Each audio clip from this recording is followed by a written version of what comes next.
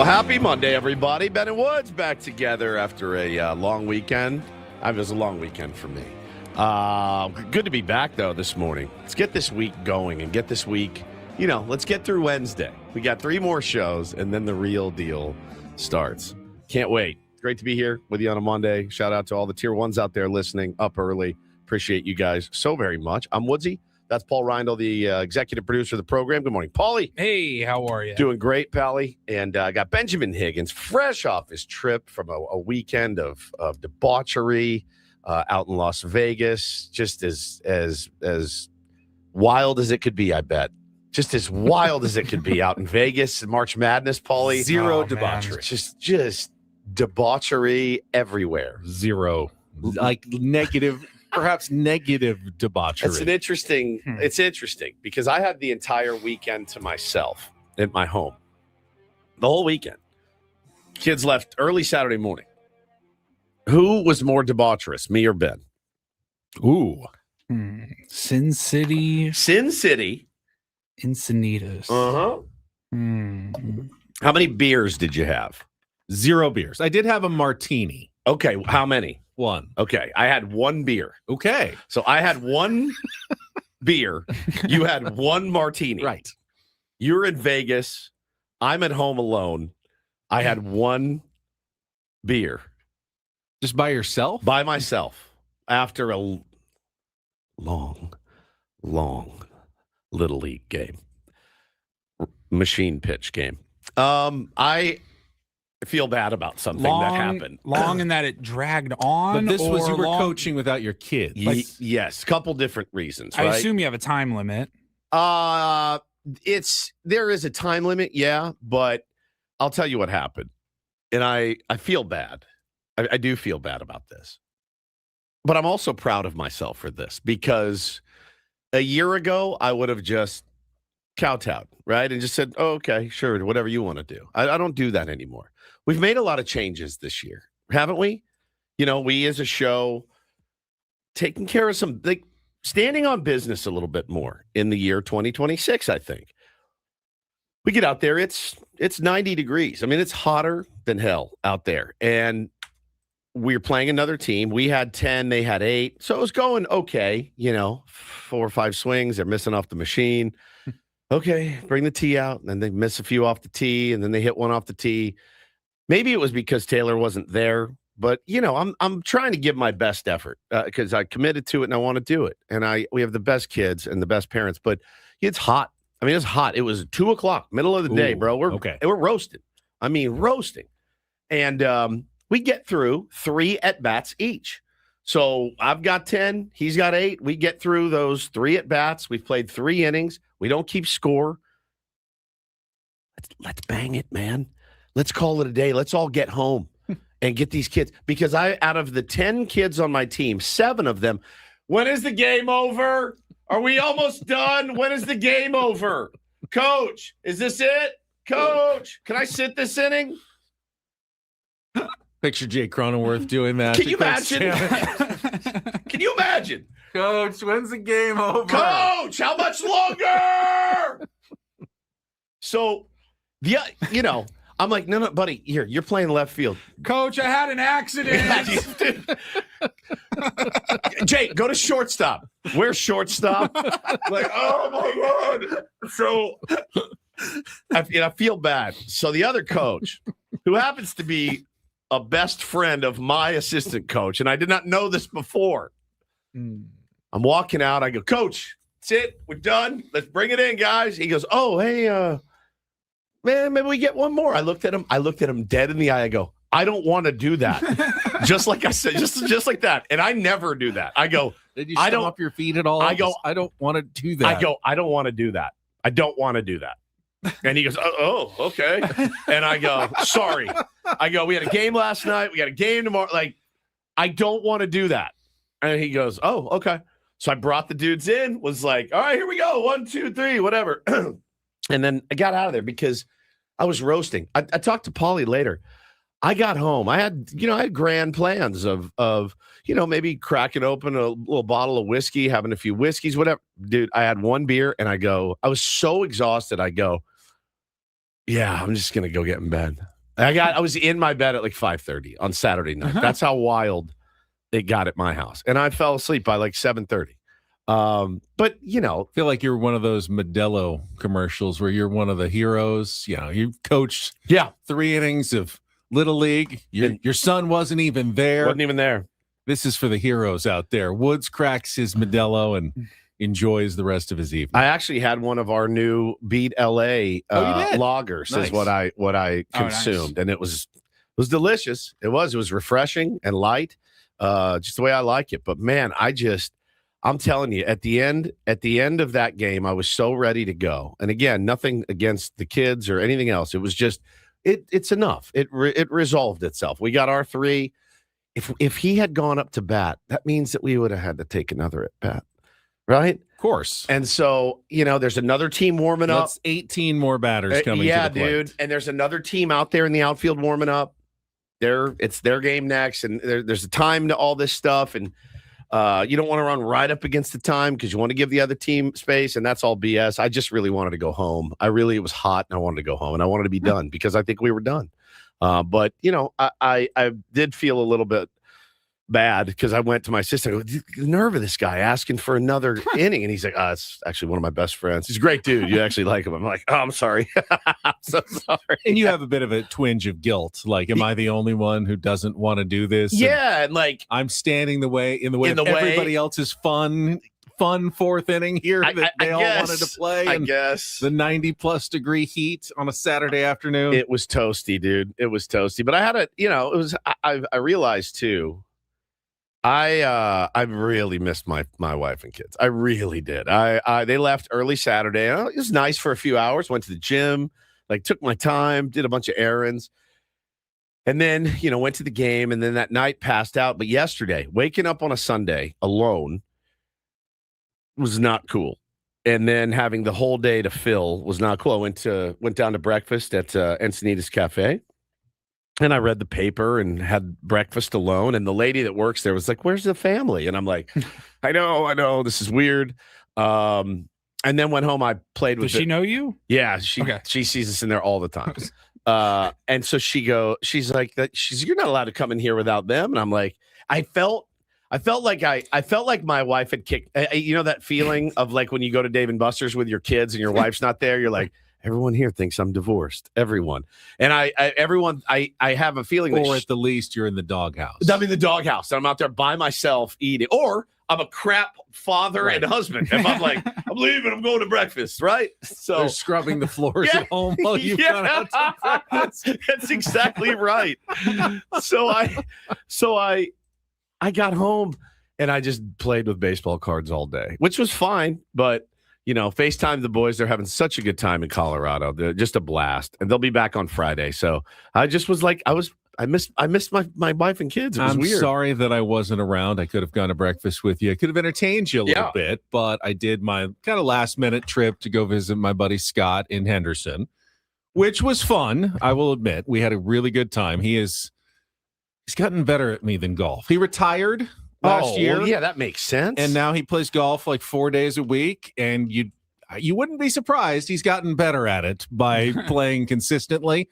And for our entire lives, I've always been a little bit better than him. And now I think he's a little bit better than me. So that's a touch frustrating. Otherwise, we had a really good time. Does that motivate you to get better? It does, but I don't have time to get better. He's got no time. I don't plan on retiring anytime soon. So that's going to be a problem for me going forward. But he's always a great host. He's got a great house. We played golf at his club. Went and checked out the Durango, which is one of the new station casinos. Really nice, though. Ate there at their oyster bar seafood place. It had a really good shrimp dish for dinner. So that was fun. And the problem was when you go to Vegas, and everyone knows this, and I knew this too. I went to the NCAA tournament on Friday at Viejas Arena, covered it for Channel 10. And then late in the afternoon, hop in the car and, I'm going to get there. I know there's going to be some traffic. There, of course, was. Didn't get there until late Friday night. What time? I got there by like 9:45 or so, so. It's a long day. And then we tried to play really early on Sunday, but we got behind a slower group, so I didn't leave until like noon. and you hit a ton of traffic coming back. So I got back around 6:45, 7 last night. So it was a lot of time. A lot of time in the car for a couple of days. So we had a really good time, and I'm glad I saw him. Got that flat ass from sitting in the car all day long. Ugh. That's a nightmare. That's a lot. I mean, I got tons of rest. I watched, there's a new documentary on Netflix about the Red Hot Chili Peppers. And I'm not the world's biggest Red Hot Chili Peppers fan. I was when I was a kid in high school when Blood Sugar Sex Magic came out, was a game changer and took me back to my youth. But they lost their guitar player years ago from heroin overdose. And it was dedicated to him. And it was kind of their story coming up. I watched it twice. That's how good it was. Wow. Now, I loved it. Our buddy Travis, I saw him tweeting this morning about it. He said, there's 99 minutes of my life I'll never have back.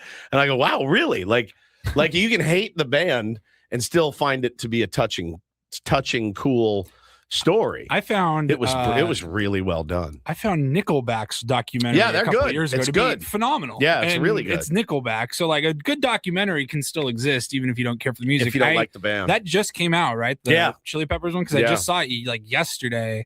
I haven't watched it yet, but I saw the trailer on the front page or whatever. I was like, oh, there we go. Yeah, I really enjoyed it. And talking about, Flea was talking about, it was their buddy Hillel Slovak, and he seemed to be the best dude, just the best, nicest, kindest, spiritual guy, and how he was the one that told Flea, no, pick up the bass, like pick up the bass guitar and like come jam with us. And Flea's like, me? You want me to play bass? And then now look, 40 years later, Flea is a renowned bass player and had this whole great life. And he's talking about that, and he starts choking up. And when he started choking up, I started choking up. And Anthony starts choking up later, and you start choking up. It's a really, really good documentary. And I was texting with a buddy about it, and I go, yeah, I mean, seemed like a really good dude. I said, I liked their music more after he wasn't around. I liked the next iteration of the band more. For me, it made more sense in my head. And it came at a time, my senior year or junior year of high school, where I was like, all right, that's a good vein. But it was great, man. He seemed like such a good dude. And the documentary was so well done. His brother produced it. They had some old journal entries from him, and it's harrowing, man. It's really, really a pretty gnarly story. I will check it out. It's really well done. So I watched that. Ryan in the chat says he's waiting on the Red Hot Chili Pipers. Now that's one documentary. That's one. The Red Hot Chili Pipers is one. I would love that. I'd love to see how these guys got this together, man. And then at one point they said, let's not just do Red Hot Chili Pepper song. Let's do CNC Music Factory. Let's do all kinds of covers because that's what the Red Hot Chili Pipers do. They just cover other songs, but with the bagpipes. But with the bagpipes. But yeah, the George Clinton part in it, Dominic, was very cool. It was. How does George Clinton relate to the Red Hot Chili Peppers? He produced one of their records. Oh, yeah. So it was amazing, man. It really was. It was good, and so I watched that. But yeah, just ready. The wife comes home today, and we're still without the little ones till Friday, which is a lot.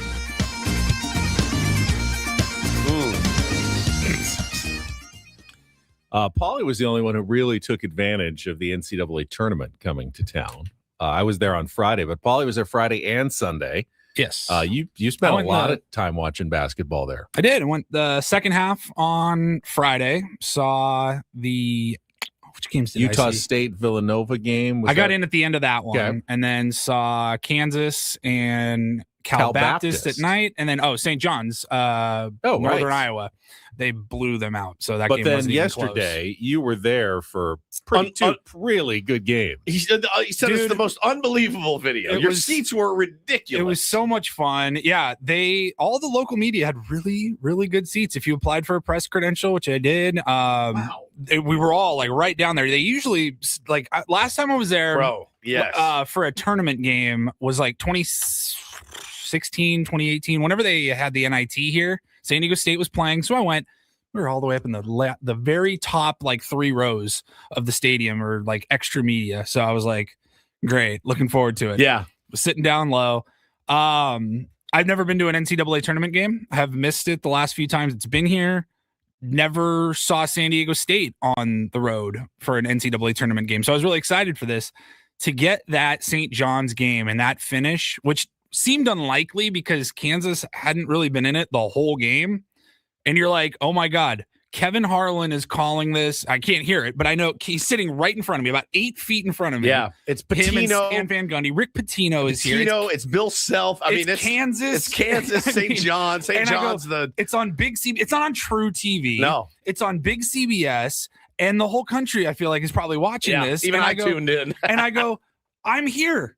I got to see a March Madness buzzer beater. It was It rad. was awesome. I thought it was great for Viejas. Do you have your video? Yeah, I'm putting it up Paulie's right now. gonna put the video up. This is what he sent Ben and I. We're like, what? Holy cow! Because The inbounds was right I in was front. I was driving back from Vegas and I was listening to that game, but St. John's was in such control that I had turned it over to listen to our friend Darren Smith call the SDFC game. I can't even imagine what he was going through. The St. John's alum who's calling a soccer game Nightmare. at Snapdragon Stadium while his team 3 miles away is pulling off the biggest buzzer beater of the tournament so far. I'm sure he was happy, but he was probably going like screaming. I was listening. He did not react at all. He did not say anything. He did not mention it, at least as far as I heard during. I don't know if he was ignoring it or what. What a pro. It was an incredible finish. I feel like Paul, you had such a great vantage point for all of it. That was so much fun, man. I feel like,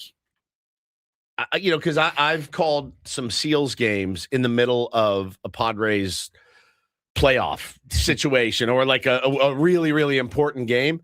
And what I found was I can't do this. I've got to, with my ADD, I was like, I got to turn this off or I will miss what I'm being paid to do here. So I had to just shut it off, check the score at halftime, when the Seals at halftime, run into the bathroom, look at the score.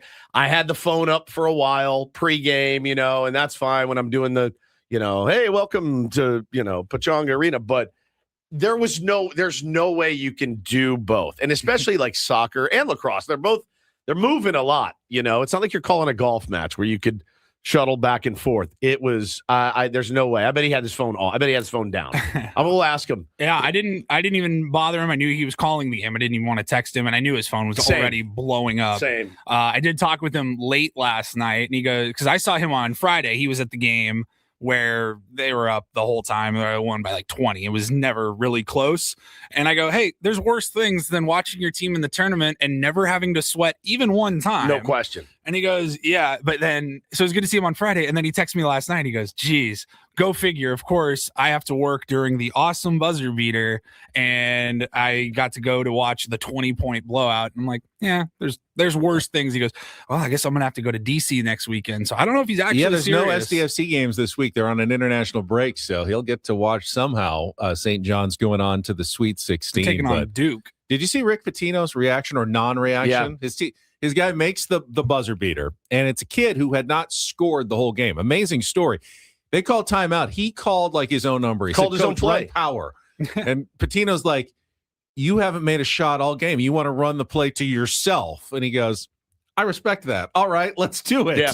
And it worked. And Patino just goes in. He does not react. He just walks over to shake Bill Self's hand. Yep. Well, they said that was 1,000% rooted in the respect that they have for each other. So what he didn't want to do was a big, woo, big. I think it would have been understandable for the coach to get a little excited at a buzzer beater. But it's kind of cool, though. It's kind of cool. It really is kind of a cool move. He hits that buzzer beater, and your face doesn't change. It's expressionless. It was. Couple reasons, right? Number one, job's not finished, right? Number two is I'm not gonna be doing the hip thrusts at a guy that I love and respect in Bill Self. They showed that and they said, look, this is like the most muted celebration of all. He didn't even give like a fist pump. Nothing. Not like a no, nothing. Even a quick nothing. Just Rick Pitino's been there many times, but St. John's hasn't been to the Sweet 16 since 1999. Yeah. So for that school, that's a huge moment to get back into the national spotlight like that. But yeah, the reaction, all of it, and the fact that it was taking place just over there at Viejas Arena was really cool. I'm glad the tourney still comes every 4 years. And this was the first time for a while that it was here, and San Diego State wasn't playing somewhere else. That's always kind of distracting because you're following the Aztecs, and since they didn't make it this year, was able to pay a little more attention to what was going on here in San Diego. 2 of my final 4, including my champion, are already knocked out. So Nice. don't know how much more you're going to get from your old pal Woodsy in the NCAAs this week. I do have my fantasy baseball draft tonight, which I'm looking very forward to. Finished second last year. Big Who's league. in this league? Some old friends of mine. Friends, nice. Yeah, and actually some people I don't even know. A friend brought me in. Those are the serious ones, though. It's legit, dude. This draft will drag on for 4 hours tonight. But I cannot wait. I cannot wait. And that's where my focus is going to be on the Padres and on baseball. And again, I mean, I had UConn, Florida, Gonzaga, and Michigan, and all I have left is Michigan. I've recovered from UConn's second to last, the middle of the pack. I did have Iowa upsetting Florida, and I have Arizona as my champion. They still look like championship material after the first weekend, but you're not coming back from second to last all the way to win a pool. Pretty chalky though. Incredible. We'll talk about that because that's the one thing that the NCAA tournament is losing with NIL. With the transfers, with all the money from the big schools, there's no Cinderellas anymore. You had one High Point. High Point was the only They won one game, right? They won one game. That's it. The only high seed left is Texas. Big Cinderella story. Right. The Texas Longhorns have made it through the first little engine that could. I've never heard of them. Where are they based out of? They got some wannabe actor that just roams their sideline during the football games, and not exactly the let's figure out what their mascot is story that you like. The NCAA tournament's double-digit seed. So I guess it makes sense. Is it just more parity? Less parity. Less parity. Less parity. Much less. More money. More for money big for big schools. And then when they can just run through. And when a small school does finally find a good player, the big schools just steal them the next year. Steal them after a year. So you just don't have the competitiveness from the smaller schools. I'll say teams that are together for 4 years and they just have that one run, but they're all gone by then. No one makes it there through 4 small school years anymore before the team gets cannibalized by the big schools. Yeah, seeing some of those players up close yesterday and on Friday. I mean, Darren Peterson, he's so much talent. A lot of people are saying he hurt his draft stock. Freshman for Kansas, probably a top 3 pick, top 5 pick. Getting to see him, you're like, oh yeah, that kid, he's going to be in the NBA. What's his name? Darren Peterson. All right, I'm gonna write it down. He's a stud, and seeing him play, and then seeing Arizona. You know why, right, man? He wants to get his card now. Oh, yeah. Basketball He's cards now too. Prospect, yes. Seeing Arizona, who's the number 1 team in the country, they got a guy that's 7'2". They got guys that could just shoot from anywhere on the floor. Murray's that shot that he hit was insane against Utah State. And that was a pretty good game too. Utah State. They gave him a little bit of a game. But I'm just watching it, and I was like, even during the Utah State game, I'm like, I know they are in the Mountain West, and I'm like, it feels like JV playing against varsity in a practice game or something. It feels a little bit like 2 different sports. I was talking to our friend Bernie Wilson yesterday. I was like, look, I think Magoon could he's got the raw skills to probably hang with just about anybody in the country. He could play on any team. I don't know that anybody else in the Aztecs you could probably say that for, successfully. It's another level, dude. Different level. It is another level. Yeah, for sure. People in chat wanting to know our reactions on the potentially leaked City Connect. We can do that too when we come back. Cool. We got plenty of Padres news to get to. So why don't we take our first time out? We have a lot of roster decisions that have leaked out, even though unofficially we kind of have an idea now. The starting rotation, some of the bench spots. No major surprises. No, but we will go through all of it coming up as we get ready. We have real Padres baseball this week, everybody. We have made it. Opening day is on Thursday, and I just want to tell everybody right now, we are going to give away a pair of tickets to opening day during the show today, so do not go anywhere. Find out your chance to win. We'll set the menu, all coming up after our first check of traffic with Kelly Danick, broadcasting live from the Bill House Studios. We know how. It's Ben and Woods on a Monday morning on San Diego's #1 sports station, 97.3 The Fan.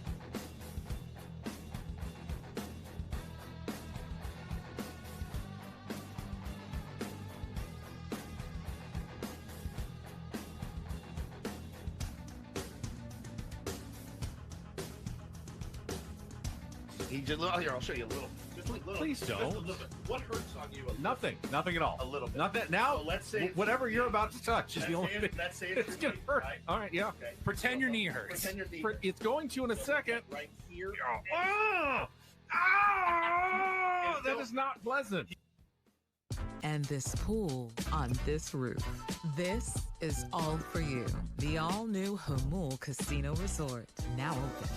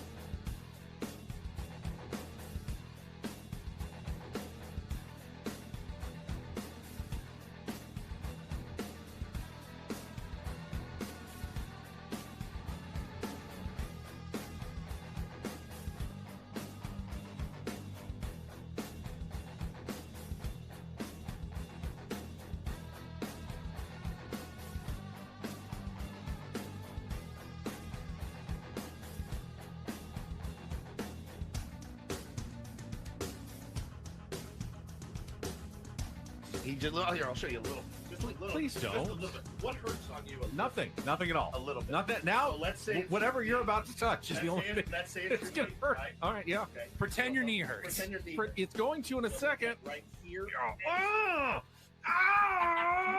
That is not pleasant. Hey, player. Busy Monday show coming up here with Ben and Woods. We've got Padres talk on the way. And, of course, as I mentioned, going to give away some tickets to Padres opening day. One of your last chances to find tickets if you don't already have them for this Thursday's game against the Detroit Tigers. You can still, I think, grab a couple of tickets that are remaining. Not a lot of options, but Padres.com/tickets, but you can win them here continue to listen. We'll be giving away sometime between now and 10 o'clock this morning. And then at 7 o'clock, we revealed the field last Friday. We will have our official Sweet 16 matchups for our tournament of drops. So we'll go through the matchups. We'll have 8 drops to vote on, 8 matchups of drops to vote on to advance to our next round tomorrow. And then by Thursday, when we have our opening day broadcast from Baja Ricks, we'll be able to crown our champion that morning for the 7th annual Ben & Woods Tournament of Drops. So we're looking forward to that. Coming up on our SDCCU fan hotline, we will have our final check-in this morning with spring training Sammy. He is heading back to San Diego later this morning and wrapping up his 6.5-week sentence in Peoria, Arizona. You know, it's a pretty cool thing this time of year, every year for Sammy, because when you're driving back from Arizona, you go through Yuma and you go over this little bridge. It's like little tiny like river. And then you see the sign, "Welcome to California." And as Sammy drives over that bridge, river, but yeah, he morphs from spring training Sammy to regular season Sammy. Officially. And he got to call the spring breakout game on Saturday, including Ethan Salas hitting a home run and throwing guys out. RBI. Yeah, he was something. So we'll get his perspective on everything that happened over the weekend. Then in our 8 o'clock hour, we'll have a game of Take on Woods, qualify you for the trip to the Fontainebleau, Las Vegas. 8:30, we'll check in with our pal Craig Elsten and talk about SDFC. It was a tough week for SDFC. Had the game in Dallas that they blew the 3-1 lead and settled for the draw. Got bodied down in Toluca on Wednesday. And then we're trying to hold on to a 2-1 lead at home yesterday against Real Salt Lake. Gave up the late goal, late red card, ended up having to settle for another draw, 2-2. So tough week for SDFC. Not disastrous. They got results. They got points in each game, but they could have had wins in both of those pretty handily, and they kind of let them get away late. Yeah, no doubt. I've got roasted, I think, by soccer Twitter last night. I'm a novice, and I'll wear it. You know, it's fine. I guess I need to learn the finer points of the game.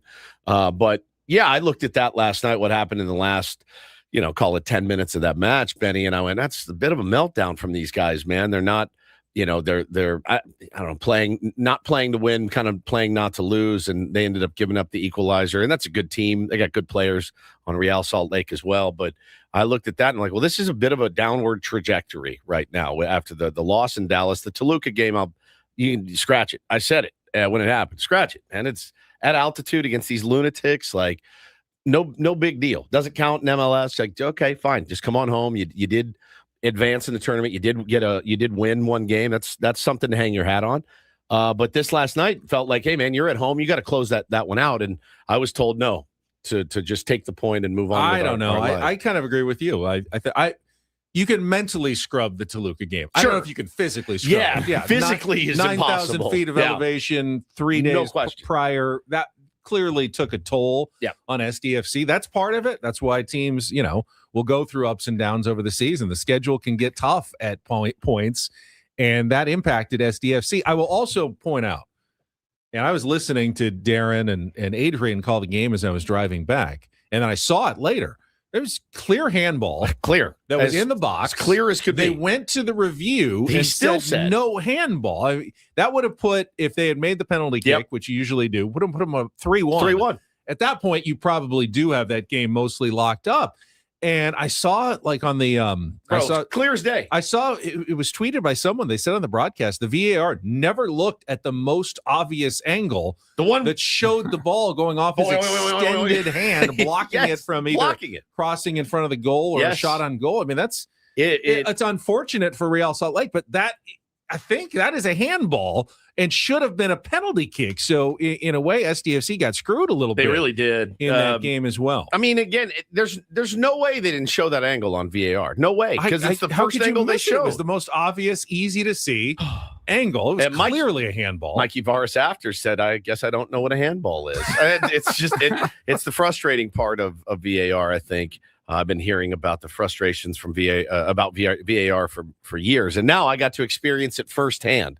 It was it sucked, and I thought, you're at home, you got to win that game, you got to find a way, and usually they do and they have, but they're staring down the barrel now, Benny, of a nice break, international break. A lot of the guys needed break, much needed break. 9 o'clock hour Reindl Report headed until 10 this morning. So that's what we've got on tap for you. Of course, all guests appear on our SDCCU fan hotline. It's not big bank banking. It is better. But speaking of VAR, one interesting thing about yesterday's Padres exhibition game against the Arizona Diamondbacks, we'll get to that and more, including, as Wood said, those leaked, perhaps, City Connect jerseys. Indeed. Whatever. I think the reaction's been pretty positive. We'll talk about that after a check of traffic here on 97.3 The Fan. From the 855 Get Ross Traffic Center. Injured? Demand justice. Demand Jurowitz. 855GetRoss.com. Here's Kelly Danick. This opening day traffic report is brought to you by Crystal Geyser Alpine Spring Water. Okay, starting to look like a Monday morning here. Got a two-car collision on northbound 5 right at the East 54 connector ramp. They're in the center divide. Also reports of a crash on the Palomar Street off-ramp of southbound 805. An accident on northbound 125 just past the King Freeway. Couple vehicles involved. Not showing if lanes are blocked. And got this stalled car on the 28th Street off-ramp westbound King Freeway. It's over to the right shoulder. What makes Crystal Geyser Alpine Spring Water different? They always bottle their Alpine Spring Water less than 1.5 miles from the spring source. And all of their bottles are made with 50% recycled plastic from their own recycling plants. Crystal Geyser, bottled at the spring source. I'm Kelly Danick with Ben and Wood, San Diego's #1 sports station, 97.3 The Fan. So I was finally making my way back home from Vegas into San Diego County around 6 o'clock, and I was able to turn on the late game, Jesse and Tony calling it, and it was supposed to be a day game, but it was so hot they moved it to a night game against the Arizona Diamondbacks. And the first thing they started talking about was Craig Stammen's lineup, because after an entire spring where we saw Jake Cronenworth leading off against right-handers in particular, we heard Craig Stammen say, we think maybe move Fernando Tatis down a little bit in the order, and they experimented with hitting him fourth, hitting him third, hitting him second. In the final game, serious game of spring training, because today, guys are maybe going to get one at-bat, and then they're off to San Diego. Where was Fernando Tatis Jr. batting? Leadoff. What a troll. What a troll Craig Stammen is. Just a huge, I was not expecting this. Just coming out trolling everybody like, hey, I told you, I'm going to keep my options open this year. You're like, you SOB. Just when you thought you got a read on this guy, we heard he was back in the back of the plane in Manny's poker game. So obviously, he keeps his cards close to the vest if you're going to play in that game. Is that mine? Yeah, it's mine. Sorry. Yeah. So the lineup yesterday, and, maybe this is a preview of what it will look like. Fernando Tatis Jr., Jackson Merrill, Manny Machado, Gavin Sheets, who had another home run. Only guy who's hot right now at the end of spring training. Xander Bogaerts, Jake Cronenworth, Miguel Andujar, Freddie Fermin, and Ramon Laureano, who we've seen in the ninth spot a couple of times, which is crazy. But, Fernando said, if I'm going to bat leadoff, I want some guys in front of me at the bottom of the order. That are on. And having Ramon Laureano at ninth would certainly fit that bill. So maybe that is a preview. Obviously, Nick Castellanos is going to get some playing time as well, but that is very much a potential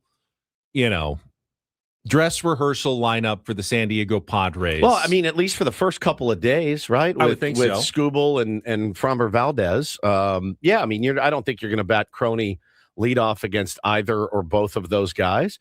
Now, they were going against a righty yesterday, but maybe they wanted to do their opening day lineup. Yep. And what makes me think, and Jesse and Tony pointed this out as well, what makes me think that it truly was a dress rehearsal was what happened in the first inning. Because Freddie Fermin challenged a ball in the top of the first from Walker Buehler and was wrong. So they lost one of their two ABS challenges right away. And then in the very first batter of the game, Fernando Tatis Jr., 3-2 pitch. It was very close, right on the edge. And he quickly tapped his head. And then Jesse said, you could see, my bad. He looked in the dugout and went, I wasn't supposed to do that, because they were probably treating this game like, okay, now we want to treat it like this is a real game. If we lose a challenge, we're toast. Don't challenge again, because we need to hold on to those challenges late in the game. He was wrong. It caught just a corner of the zone. So the Padres were out of challenges. You can see with one inning. Fernando, like one batter into the bottom of the first inning, they were out of challenges. And I think Craig had wanted to treat that game like that it was going to be a regular season game. So don't waste our challenges early. And Fernando was like, I messed up. My bad. So they didn't do it, but maybe a good lesson learned about when to and when not to use ABS challenges in the game. But that's why I thought last night's game was kind of dress rehearsal for perhaps opening day on Thursday in the lineup we will see against Tarek Skubal. Give me the lineup again.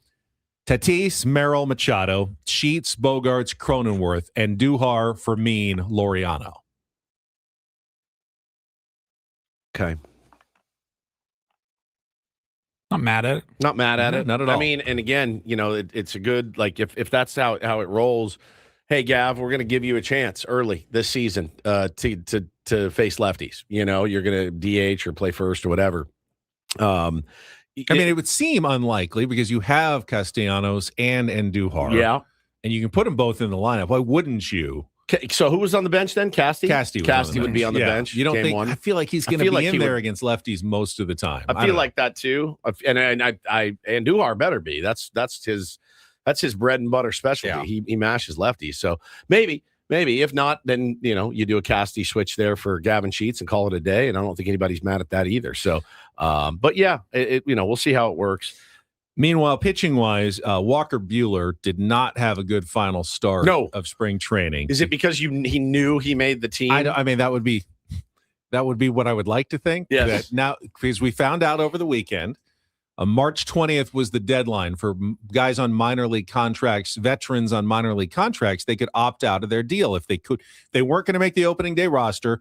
They could opt out and try to find another team that might need their services. So the Padres let both Walker Buehler and Ty France know that they had made the opening day roster. So we got that news a little bit early before the official rosters will be revealed later this week. So Walker Buehler is in the starting rotation.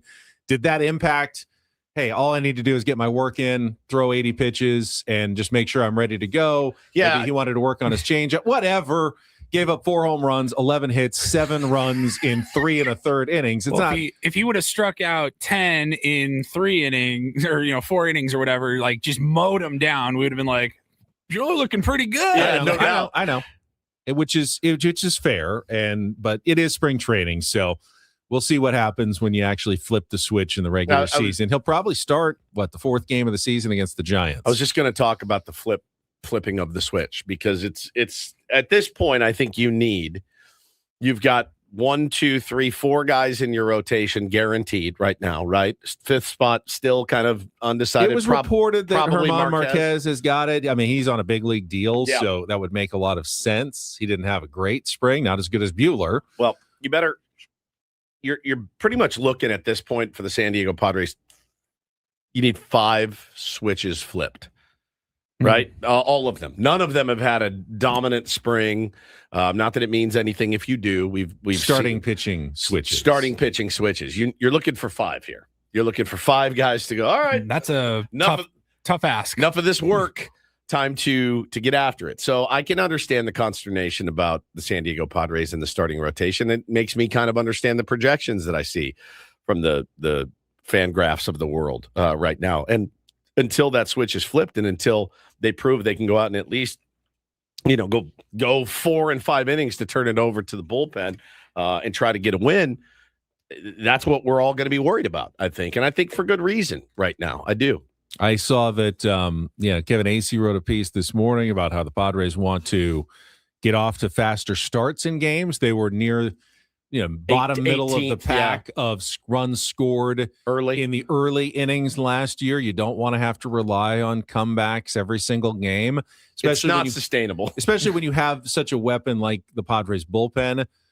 Anytime you feel like you've got a lead after 5 or 6 innings, you have got an excellent chance to win that game. But to get a lead, you got to score some early offense. And they did not do that well last year. They want to do that better this year. Here's the issue with that. If you're the other team and you're playing the San Diego Padres, that's your exact mantra. Let's get to these guys, because now Fernando said, hey, we got to come out of the gate hauling ass, putting pressure on right away. That's probably going to be the easiest pitcher we face. We better get out of the gate going. Exact same thing for the San Diego Padres. The bullpen is our strength. Teams do not want to get into our bullpen. They want to hit off of our starting pitchers. Those are the guys that they look at. Now, again, if Michael King flips it and Nick Pivetta flips it, and Randy Vasquez just does what he did all of last year and continues to strand guys, we'll be okay. We'll absolutely be Joe okay. Musgrove hopefully comes back and looks Joe-like at some point. Yeah, but yeah, man, it's at this point, the other team's going to be trying to do the exact same thing. They're going to be coming out of the gate because they don't want to see Adrian Morejon. They don't want to see David Morgan. They don't want to see Bradley Rodriguez. They don't want to see Mason Miller, and on and on and on and on the list goes for the San Diego Padres bullpen. So you're going to have two teams both doing the same thing. Let's get to these starters right now. So with Ty France having made the team, as we learned over the weekend, what does that mean for the position players, the other ones on the roster? We know Freddie Fermin is the starting catcher. We believe Luis Campusano will be the backup, although Rodolfo Duran had a really good spring and opened some eyes. I doubt they're going to give up on Campy in his last. He has no options left.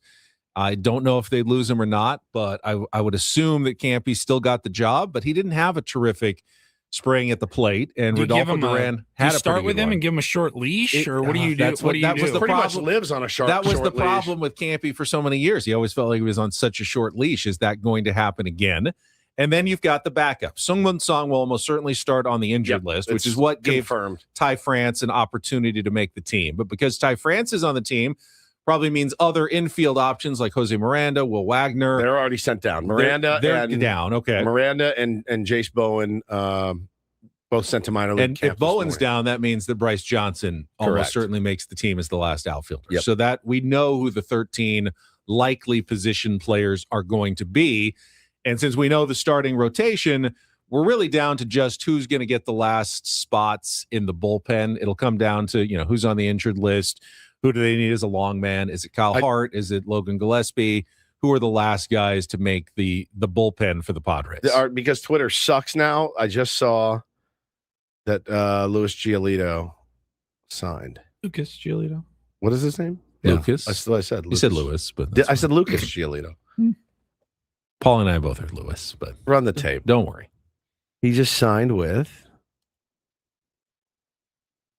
I mean, unless it's the Padres. Wait, unless it's fake. This could be fake. Okay, right. Idiot. Freaking. They had guy had a blue check mark. That doesn't mean anything. I didn't say the name at all. So all right. You said Lewis, so it doesn't. I said Lucas. Luis Giolito signed with somebody. We're trying to figure out who it was, Rewind but it. we don't know about Lucas Giolito. I meant Lucas. Obviously, I know his name. I know you know It's fake. So Lewis didn't sign, and Lucas. Neither of the Giolito brothers. The bar of even like bothering to make fake posts has gone so down that someone would even bother to post a fake Lucas Giolito signing. The Giolito brothers sounds like a good, like blue collar. Hey, you need your plumbing done? Call the Giolito brothers. We got you. Like that's pretty cool. Lucas and Lewis. They're possibly enforcers for Tony Soprano. Potentially. I did. I know I mumbled there because I was looking for the dumb tweet that ended up being a fake anyway. Well, he's out there then still. Speaking of fakes. Hey, man, Lewis. Or real, tweets. Real or fake? We can talk about the City Connect jersey tweet that was making its rounds leak this weekend. Saw the leak last night. Listen, I put in some investigative work behind it. Investigative work behind it. Listen, I don't mind them at all. I like them actually because I like if that's it. I like the navy look. I do. They're very Big fan. SDFC colors. They do look a little SDFC-ish, which I also enjoy very much as well. Mm-hmm. That's them. Let me see here. They're not as outlandish as the first version. I dig them. But I think you're right. Same font, it looks like, as the City Connect, the current, mint dark and green. Blue. You've got the rainbow, orange, pink sleeve striping, and the Dia de los Muertos patch on the sleeve. I don't know if it's real or not. People are mad, and then people are happy. We'll find out next month, everybody. All right. All right, we'll take a quick time out, come back. The Tournament of Drops matchups to be voted on next year on The Fan.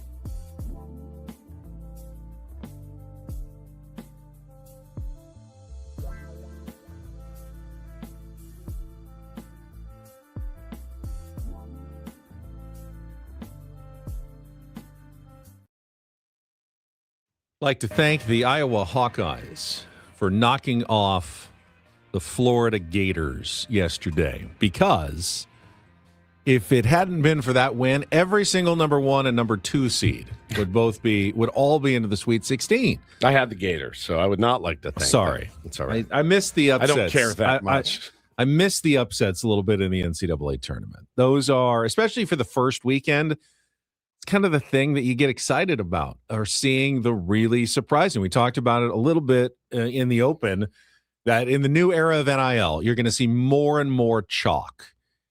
And it's going to make the brackets less fun when you're picking them, because you're going to be really hard pressed to ever successfully try to pick any upsets at all. It was already tough, but that was the satisfying thing. When you can nail a great upset, a 12 over a 5, a 13 over a 4, you go, all right, that was made things enjoyable. I tried, man. I tried in some of mine. Thing. Yeah. You almost shouldn't try anymore. Tried McNeese over Vandy. That didn't work. Right now, if you had just picked every just chalked it 1, up. 2, 3, 4, 5, 6, 7, and 9 seed over the 8s, I think you'd be probably leading your bracket right Crazy. now. And that's kind of boring. That's not what the NCAA tournament, that's not what made it fun for all those years. It was the fact that, anybody could beat anybody, and we're seeing a lot less of that in recent years, and this year in particular getting as chalky as we've ever seen. And the women's bracket is like that. We saw UCSD get obliterated, the women, by TCU on Friday, the game you heard right here on 97.3 The Fan. Got us an extra hour though, didn't it? We did get off. Yeah, Yep. By the time our show would have been over, that game was over as well. They were down 30 early, so that's just, that's the way of the world now, is the big boys are getting stronger. It's harder and harder for the smaller schools to compete with the money that's being thrown around in college basketball. But you did have some great games. Obviously, we talked about the St. John's buzzer beater. You saw, Tennessee did knock off third-seeded Virginia yesterday, but that's not a huge upset. Even UConn, even UCLA, like, they're a blue-blooded big basketball program. Even they seem like they didn't have enough, against UConn. I know they're not 100% healthy either, but they came up well short in that game against UConn, a 2 seed. Iowa State, a 2 seed, dismantled Kentucky in that game, 82-63, worst Kentucky loss since 1992 in the NCAA tournament. And Alabama, who lost one of their good players because he had 2 pounds of weed on him, they're rolling right through the tournament. They did. That's just how deep these guys are. They did. So crazy. Lots of very highly seeded teams heading off to the Sweet 16 with games on Thursday and Friday this week. And then by this time next week, we'll be down to the Final Four already. Can't wait. So, but what about our tournament of drops?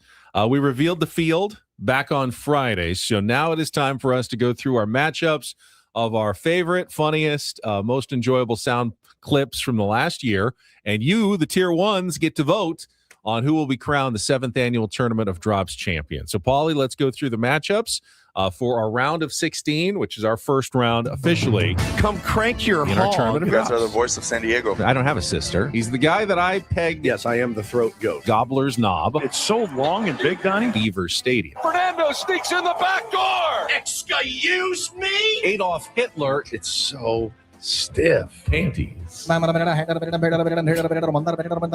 up, Trevor? And they just tased dry. All right, Paulie, if you could put the brackets now up on the screen for all the tier ones to see, we can go through the 4 regions. We have the explicit region, the excuse me region, the extension region, and the exclamation region in our 4 pods of 4 teams in the Tournament of Drops. Now, you've won a Tournament of Drops. I have. My son has won a Tournament of Drops. Correct, the first one. Hacksaw has won a Tournament of Drops. Yes. Don Orsillo Don won. Orsillo won. Soto Juan has Soto won. Kelly won. Danick. Kelly Danick's won one. Is this the year that would? I've never had this many entrants in to the tournament. I'm not campaigning for it. I wouldn't mind winning the Tournament of Drops. I think that'd be pretty cool. So let's start up in the explicit region. Have you only won one? I think I've only won the one. You are Yeah. the Atlanta Braves I am. of the Tournament of Drops. I've never seen more talent. I'm the Gonzaga. Yeah, Get I in every year. more and talent than always flame out. than anyone. I mean, holy cow! You're the Dodgers actually until they started winning championships. So the top of the bracket features the number 1 seed in the explicit region, your pal, Stephen Woods. Come crank your hog. Going up against the number 4 seed, the at-large bid that did not win in the Ben IT, but Which is did crazy. sneak into the field. This is insane. The 4 seed is Panties. All right, so that's your first matchup in the explicit region. Then we have the 2 versus 3 matchup. We've got the number. Are we going straight down here, Paulie, or do you want to go? Yeah, we can go straight down. Number 3 seed is Woods. I don't know. Hang on. That's why I was asking you. I lost yours. It's gone. Gone. Where is I can just do it if you want. Yeah, he could. The He number just 2 repeated. seed, Gobbler's Knob. Wait, that's way funnier. You can't tell the difference. Gobbler's Knob.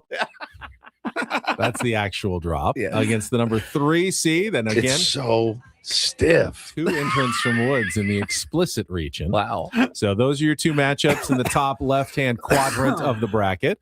Then in the bottom left, we have the Excuse Me region with the number 1 seed, one of the Ben IT winners. I don't have a sister. Going up against the number 4 seed in that, Bill O'Brien. What's up, Trevor? And then in the bottom corner of the region, we've got the number 3 seed there, Beaver Stadium. That's the number 2 seed against the number 3 seed. That's all right. That's going against this 3 seed. Excuse me? She knows who she is. If she listens I to was this trying to program. remember where that. I knew it Football was a game. story that you were telling. Yeah. And I was like, is it Little League? I was like, It was that was- the old lady that yelled at us for cursing at the Nope. mall? Lady at Friday Night Lights screaming at the referee who had, in fact, given her team the call, and she was still screaming at him. And I go, hey, enough. You got the call. Calm down. And she hit me with 3 of those in a row. 1, 2. Excuse me? 1, 2, 3. Excuse me? Yep. Excuse me? She knows who she is. She knows who she is. And everybody that listens to this program, you know who she is out there. And that's when one of the guys said, settle down, Belichick. And I go, all right, now that one I'll give you. That was a good one. So, the excuse me region is like, wait, did I hear that right? Right. Excuse me? Excuse and that, me. of course, headlined by the excuse me drop. Apparently people, women in particular, don't like when you tell them to relax or calm down. Relax. You know, Calm down. Just calm down. you know that. Yeah. All right, let's go back to the other side of the bracket. In the top right-hand corner of our Tournament of Drops bracket, we have the extension region, whatever that could possibly mean. With the number 1 seed in the top right-hand corner of the bracket. You guys are the voice of San Diego. Oh, thank you, love it. Manny. Thanks, Manny. That's a nice little drop to have this year. Future Hall of Famer. It's no big deal. Uh, Play it again one more time, just Oh, I'd be happy to. for my edification. You guys are the voice of San Diego. Thank you. Thank Very you. nice. Very much, Thank- Manny. That's thank very you, kind. Manny. And that was Manny Machado? Yeah. Again? Okay, Yeah. cool. You guys are the voice of San Diego. Thank you. And it will be going up against the number 4 seed in the extension region, Ooh, our negotiator. our negotiator. Yeah. Yeah. It's driving up that price. Could listen to not yodeling, auctioneering all That's like an older clip. Like the video has probably been out for like 10 Yeah. years, Yeah. but that got a lot more play in the last year It's a on good our clip show. for Ben and Woods. And then the number 2 seed against the number 3 seed in the top half of the extension region. We've got our 2 seed. Yes, I am the throat goat. No idea what that's from. I don't either. Nope. Probably responding to somebody in the chat. I don't know. And then that's going up against a 3 seed from one Ben Higgins. Adolf Hitler. Whoa. Man. Another at-large entrant from the Ben IT that Yeah. didn't win, but still snuck into the field of 16. And then we go down to the bottom right-hand corner of our bracket, and that region is the... What's that region, Paulie? I don't have the bracket up anymore. Oh, I apologize. That's the exclamation. That's right, the exclamation region. And we'll start with our number 1 seed. He's the guy that I pegged. That would be Walker Buehler to join the starting rotation, which good I call, did get by that the one way. right. Yep. And they'll be going Looks up good. Looked against good the- yesterday. the number 4 seed in that region. Yes, our friends, the old Kentucky middle school basketball announcers. And they just tell you dry. Amazing. That actually, if that won, I wouldn't be disappointed. We'd have to get them on the show. Yeah. We'd have to track them down. And then we'll wrap it up. We've got a 2 versus a 3 seed, and bracketologist Ben just trying to drive a wedge in between Don and Mud because, we start with our 2 seed. It's so long and big, Donnie. Yeah. And that's going up against the 3 seed. Fernando sneaks in the back door. Wow, that is a tough matchup there. I think this is perhaps the most wide open. This is anybody's ball game. I mean, NIL has not affected our tournament. A 4 seed could win it. Yeah. A 2, a 1. I wouldn't be shocked at really almost any of these drops. When does voting start right now? Right now. Oh, my God. All right. Paulie has put Paulie's the voting links into our YouTube chat. You can also find it on our other social media channels. You'll have until tomorrow morning, start of the show. And then Paulie will tabulate the results, and we will have 8 drops remaining tomorrow, and we'll vote who the final 4 drops will be. But for now, we're trying to reduce the field of 16 to the field of 8 in our tournament of drops. And I really could not even lay odds on who I think is going to win. No, me neither. I mean, it's always a vote, surprise. though. That's how long it took. It was that quick. I'm done. That's all it takes. That's all it took. No, it's super simple. Yep. Get your votes in. I will say, we got our anniversary for our show on Friday. Yeah. Going into year number 9. Wow. This is year 7, the 7th annual Ben & Woods Tournament of Drops. I think this is one of my our most proud things of the show, looking back on it. I love this segment so much every March, and I think the listeners look forward to it.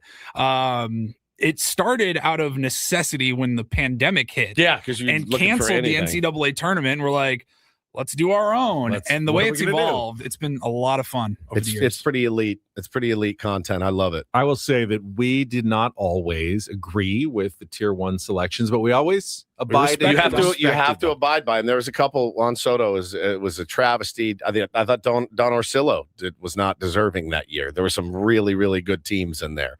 And it was the drop itself was fine. Yeah. It was the now we're gonna fight. Yeah, and that beat everything.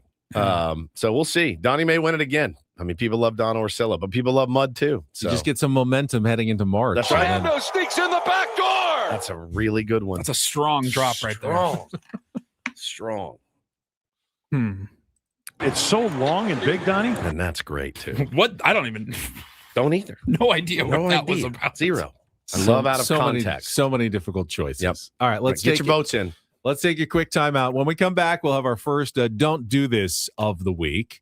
I had a nice story. Did you see what Team Italy is doing from the World Baseball very Classic? cool story. I thought that was very cool. That can be a do this.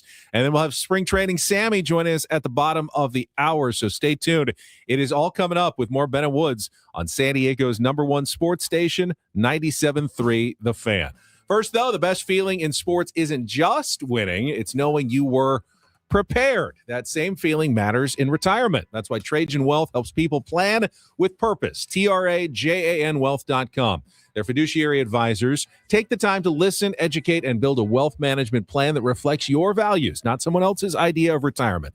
They're independent, local, and focused on long-term relationships. With offices at Liberty Station, Carlsbad, and Del Mar, Trajan works with people who want peace of mind, not financial guesswork. If that sounds like what you're looking for, start today. Call 619-367-0207. Again, 619-367-0207, or visit TRAJANwealth.com. That's TRAJANwealth.com. Trajan Wealth. Plan smarter, dream bigger. Advisory services through Trajan Wealth LLC, SEC registered investment advisor, client, paid advertisement. Additional disclosures at TrajanWealth.com.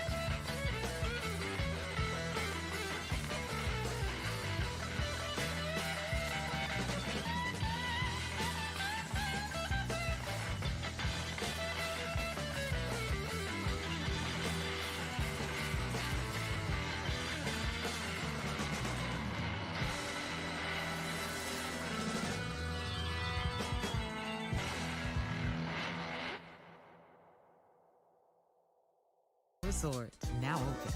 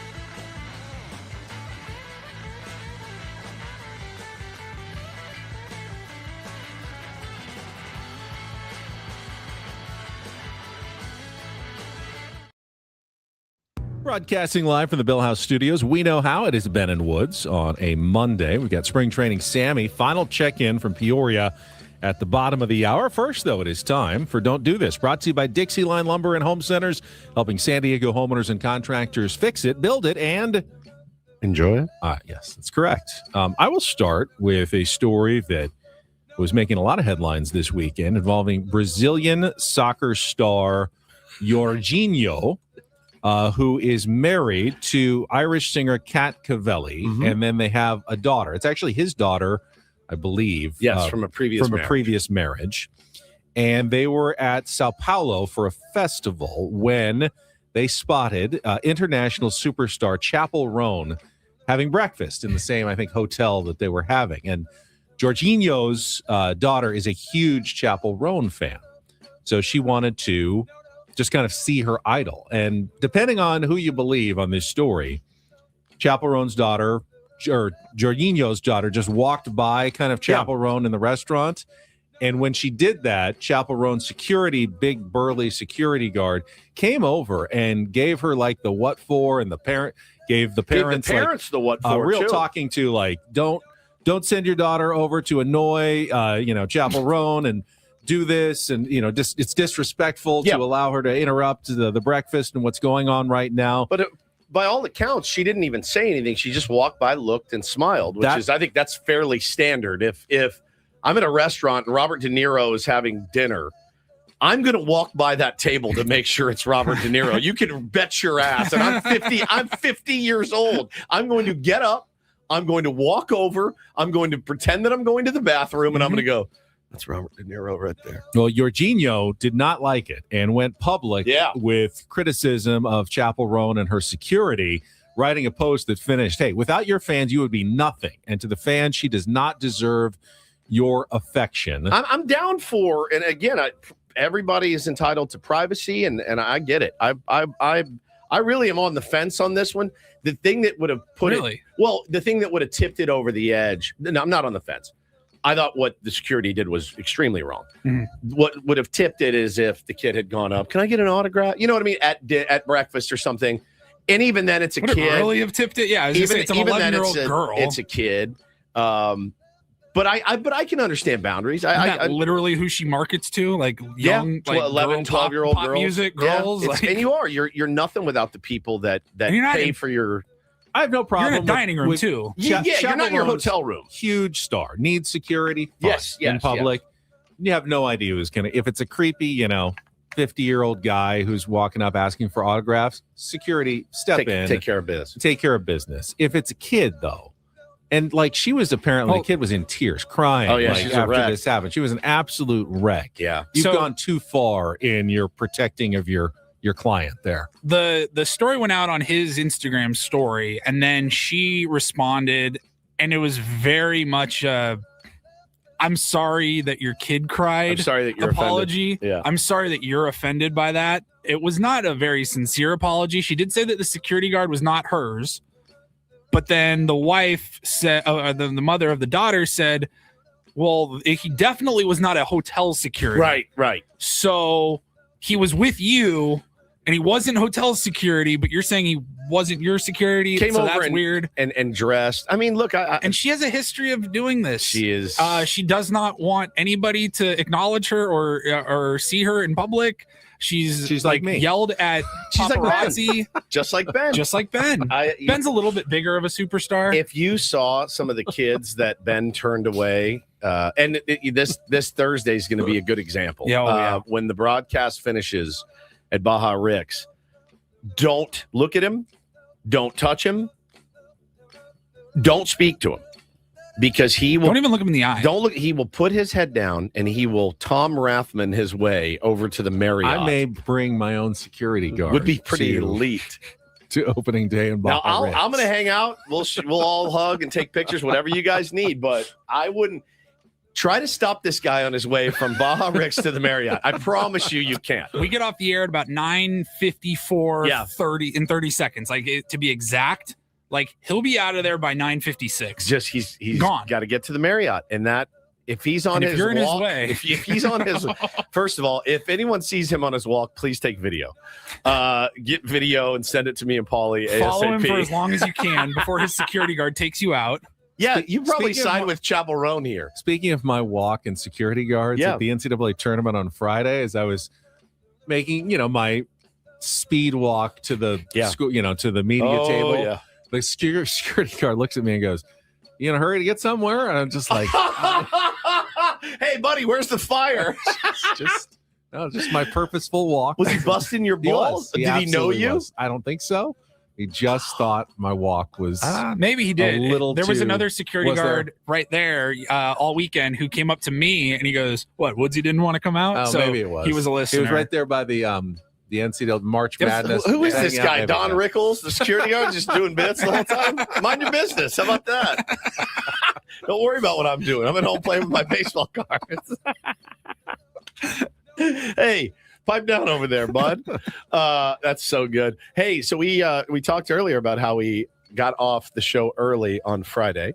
And I'm kind of glad we did, because there is a 100% chance we also would have run with this story. We did see the news that Chuck Norris passed away. We did the shout out to his family on Friday. Shout out to his family. But there was one that popped up on my Twitter feed when we were on a break. And I said it out loud, but we never came back to the air to do it. And it was a death hoax about Steelers legend Mean Joe Green. They said he had passed away. What a terrible day. It just gets worse. Mean Joe Green passes away. He's very much alive. It was a erroneous report. But yeah, man, he is the last surviving member of the iconic Steel Curtain defense, and he is alive. And I don't know how well he is, but he is alive. I can tell you that. I usually wait for TMZ, but even they, I think, got fooled by that one, because they had to post later that he is not dead, his team tells us, amid an online death hoax. Yeah. So I'm glad we didn't do it, but don't do that. All right, finally, a little do this. DD Mega Doo-Doo. We all loved the World Baseball Classic, and following the story of Team Italy was one of the best parts of the entire WBC. Of course, when they hit a home run, they celebrated by drawing espresso out of their espresso machine that they had in the dugout with them and doing their espresso celebrations. They added, I think, the numbers of the players who hit home runs and decorated the espresso machine. Well, in a nice do this moment, they are now auctioning off that espresso machine for, well, autism research, which is really, really Very cool. Yeah, Nice. they're raising money for the autism research. I forget. I don't know what the exact charity is. I had it here. It's not in the story. It was. I don't know. Kids with autism or something. It's autism Some friggin' research. charity. I don't know. It's some charity. I thought it was on the story. God. I can't find it. Anyway, there were. I don't know. It's actually That's a don't do this in and of itself. I don't know. It's for kids or something. I have no kids idea. or something. I was going to give the specific name, and then it's just not there. Yeah. So All right. anyway, let's see. Awesome. Of this weekend, it was at 3,290, which seems pretty reasonable. Yeah. For a historic espresso machine that participated in the WBC. Yeah. that Probably was- gone up though with the publicity surrounding it. That was very much used. They did hit a lot of home runs. They did. And that is don't and do this for a Monday. That was Don't Do This with Ben and Woods on 97.3 The Fan. Still haven't found it. Don't know. Can you do a quick Google? Let's just promote this. Let's get it right. Let's get it right. Espresso machine, Italy charity. Let's see the power of Google here. For sweetest reason. Yes, that was the story I was on, and I could not find the specific charity. I think that's the name of it, isn't it? No. No? No? That's this. It was in all caps. No, the sweetest reason is that's just a description. They're doing it for a sweet reason. I cannot find it. The Southwest Autism Research and Resource Center, SAARC. Okay, the SAARC. There it is. Yeah, Vinny Pasquantino posted about it. That's what the proceeds are going for. They provide services for children, teens, and adults with autism. All right. There you go. It's a very worthy cause. Very Very the official. description didn't end with or whatever. Or whatever. Yes, or something. something whatever. All right, when we come back, out Legendary. to Peoria, Arizona for the final time. Spring training Sammy. We'll wrap up the weekend, the spring breakout game that he called, and the final news and notes from the Padres before he heads back to become regular season Sammy when he crosses the border back into California. It's coming up next with Ben and Woods on San Diego's #1 sports station, 97.3 The Fan.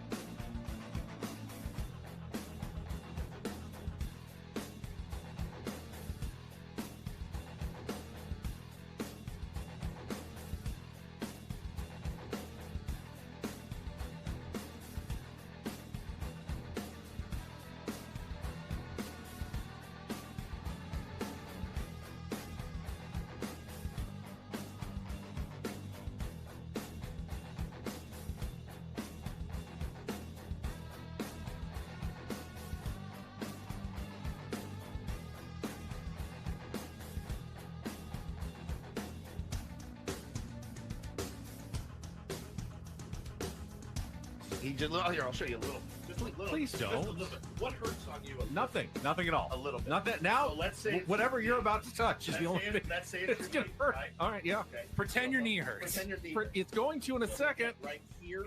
Oh, that is not pleasant. Hey, player. This is all yours. And this pool on this roof. This is all for you. The all-new Humul Casino Resort. Now open.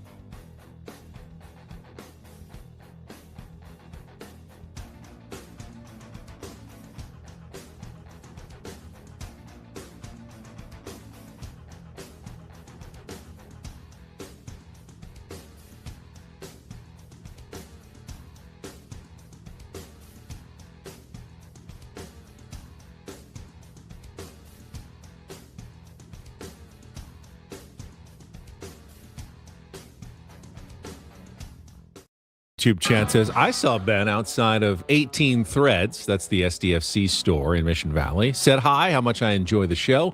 He looked at me and skirted off like he was a beetle. I remember that interaction, Joe. You got friendly, Ben, that day.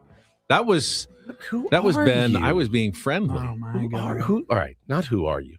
I said thank you, appreciate it. Who do you think you are? And I walked off. Who do you think you are? Well, what am I saying? Chapel Roan, apparently. Apparently, he thinks he's Chapel effing Roan.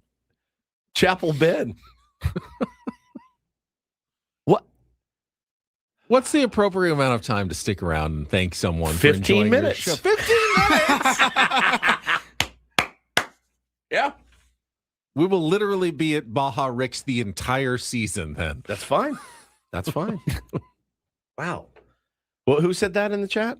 Joe Joyce. I remember. Joe, I'm Yes. sorry, man. This was about a month ago or so. Sorry, Joe. He scurried off like a beetle. Paul McCartney or John Lennon or a real Beatle? Joe, if you have a I podcast, think actually, Paulie, the Beatles, the real Beatles, they hung out longer with their listeners. yeah.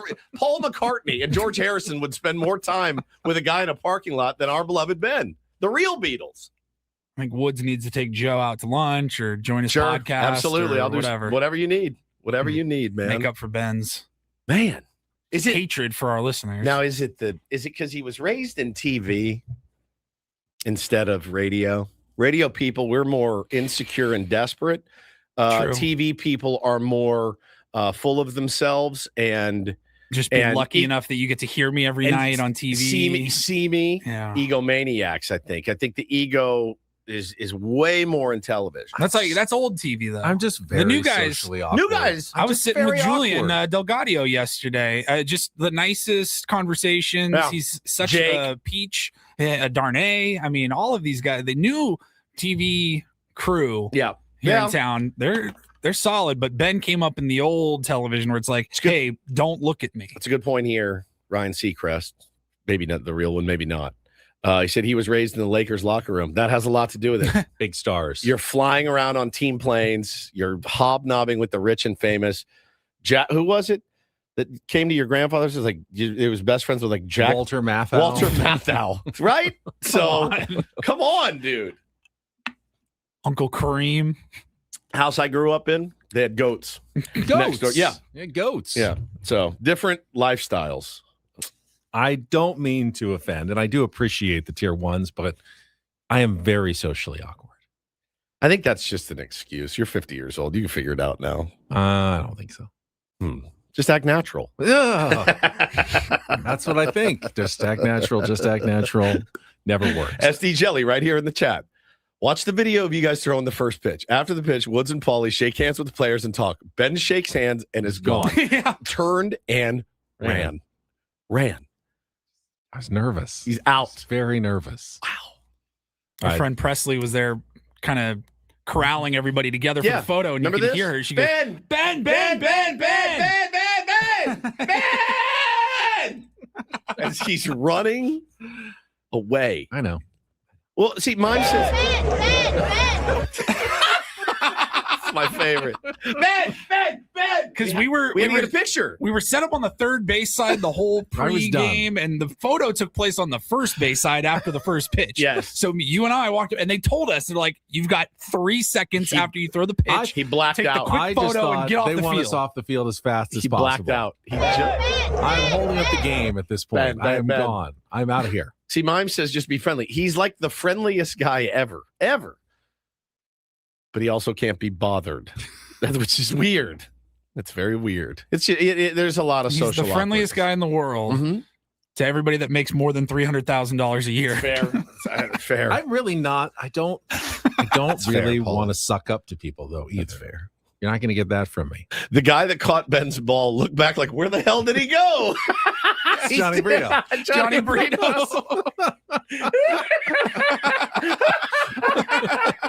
He's like, hey, he goes back to the dugout. He goes, it's the first time I've ever caught a pitch from a guy, and then he just hauled ass off the field. Yeah, it's wild.